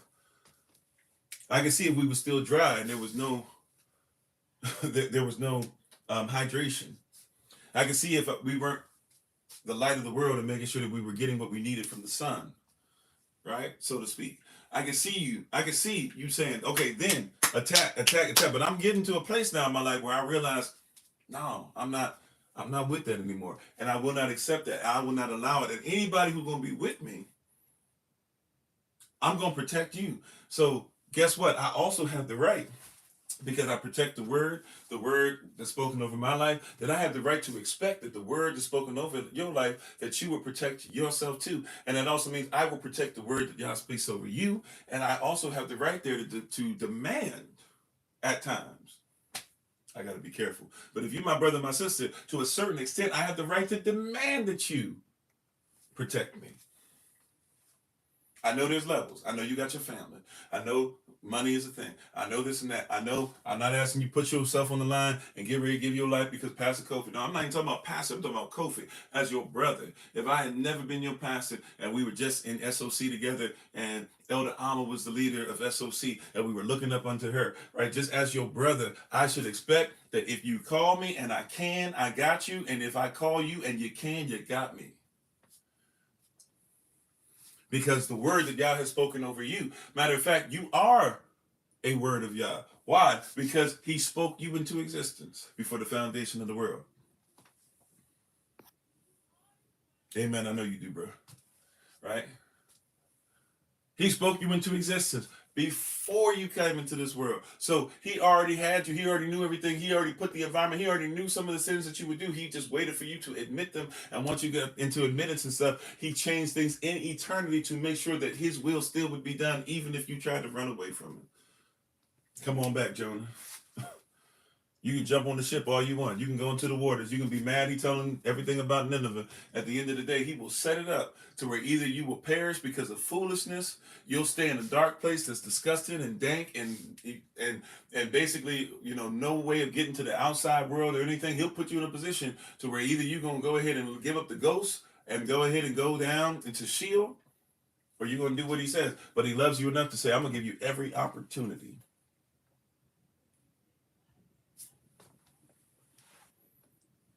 He said, just don't throw you overboard. Well, he didn't even throw him overboard. It was Jonah that said, throw him overboard. Even that within itself, right? You remember that part? Jonah tells the persons on the ship, because Jonah knows he needs to get into, he's the problem. He knows that the ship is dealing with things because of him, right? And he knows, as a prophet, he knows that he needs to be thrown into the water. He could jump into the water, but he's like, you know what? No, y'all throw me in. Because I don't even really want to do it.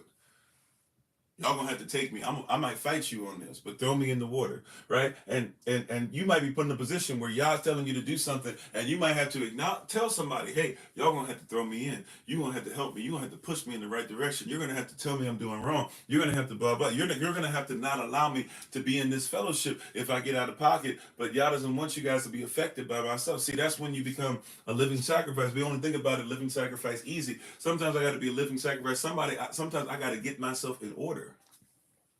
I've sat myself down before and been like, somebody else gonna have to preach. Or I've gone to the pastor and said, I'm sitting myself down because I'm still having issues with this. I've had to go to a bishop that I've had before and had to tell him, hey, bishop, I'm still dealing with pornography and stuff like that. You're going to have me sit down a little bit because it's taking over my life.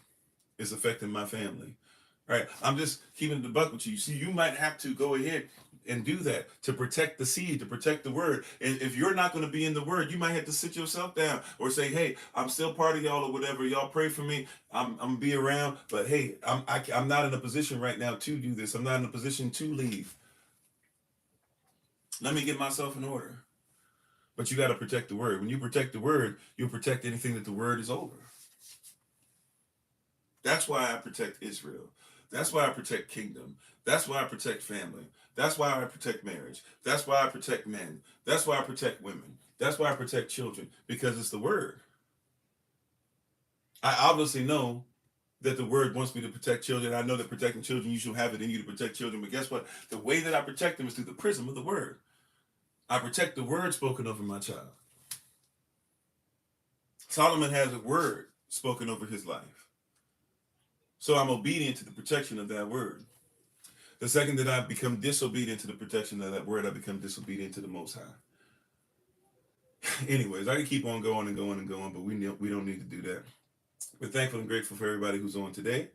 Love y'all to life. Thank you for being with us on this day. We hope that you got something out of this word, and we're thankful and grateful of what Yah's doing in your life. We appreciate, love you, and we hope that what Yahweh has for you continues to literally reign over your life, and even literally reign on your life with consistency. So we'll continue this series. I'll see you guys tomorrow. It's at 8 a.m. Eastern New York time. Ministerial staff tonight, 6:30 p.m. Eastern New York time. We'll have a meeting, mostly informational, and making sure that we schedule stuff going for the next few months to make sure we know who's preaching and all those items and stuff. So we'll make sure that all that stuff is put together, and we'll have a meeting tonight. Thank you again to everybody for being on. We appreciate, love you. We appreciate you. We're thankful and grateful. So just look for the text ministerial staff. Sister Renee, if you're able to make it as well, try to send you a message regarding that. Calendars and everything. I know I need to send at least one out. I did see that somebody made an order, so we'll make sure that we try to get that to you ASAP. Make sure you're supporting each other's businesses, all that great stuff, and continuing to lift each other up in prayer. Keep Big Brother Thomas and his family in prayer as tomorrow they get ready to do the viewing for his father, and then on Saturday they get ready to do the funeral itself. Um, yeah, we just honor Yah and all that he's doing. We're thankful and grateful, and we're appreciative. So we'll leave it there. Thank you again. I'm trying. Okay, amen. Thank you again. We'll get ready to do our shout out. Those of you who know how the shout out works, go ahead and do what you do. Those of you who've never seen the shout out or that, you can join us on TikTok, by the way, for the shout out. You can look at the link tree right now if you're on YouTube, or look at the description if you're on Facebook. For TikTok, we're on Kofi_43. Or you can just look up hashtag Find Kofi on TikTok and join us for the shout out. For those of you who know how the shout out works, just go ahead and do what you do. For those of you who've never done one before, want to, or don't know what to do, just basically look and see what your neighbor is doing. We honor you. We thank you. We appreciate, love you. And this year, where this is 20, it's not our new year, but 2025, we are starting to transition into hashtag a safe place. So that's the that's what we're doing in scripture right now. Prayerfully, you're getting something from it. That's what we're doing as far as our series. And tonight we'll continue with the music industry later this evening at 8 p.m. Eastern New York time. So hopefully we see you at that point. Love you out of life. You guys take care. Continue to do great things. We're inspired by you. You are awesome. You are yasum.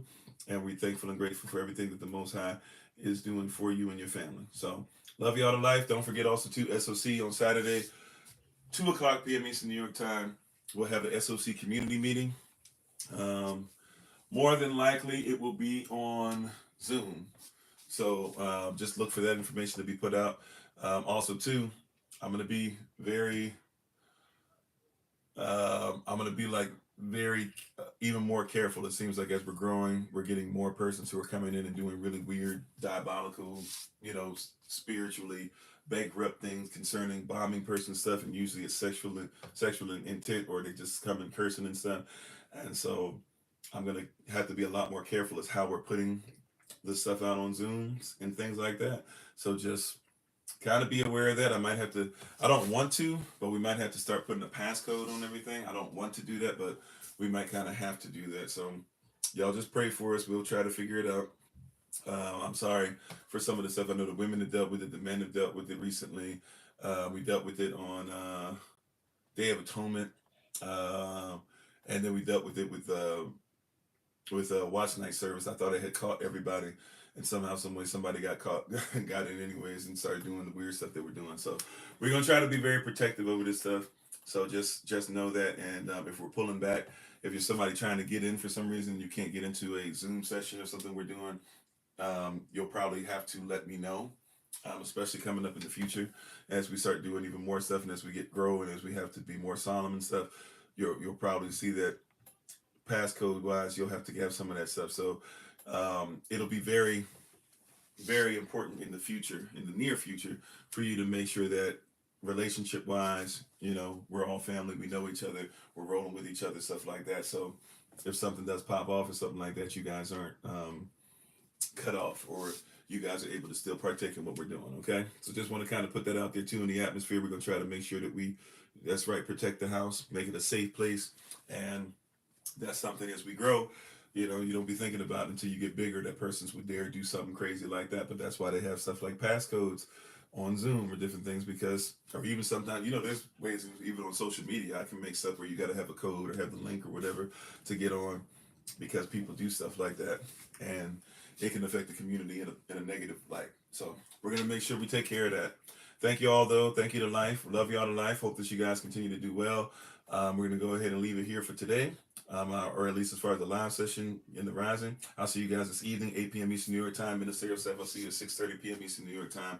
Love you all to life. You all take care. As always, this has been Pastor Kofi. We give our honor and praise to the Most High. We give our praise and honor to him for my wife, the Honorable Amma. And remember, as always, that you're loved, you're necessary, you're majestic, you're fearfully and wonderfully made, and you, which is all of us working together, will be the reason why people who are in this system no longer have to be of it. Shalom, family. Take care. Hope you enjoy the rest of your day. Peace.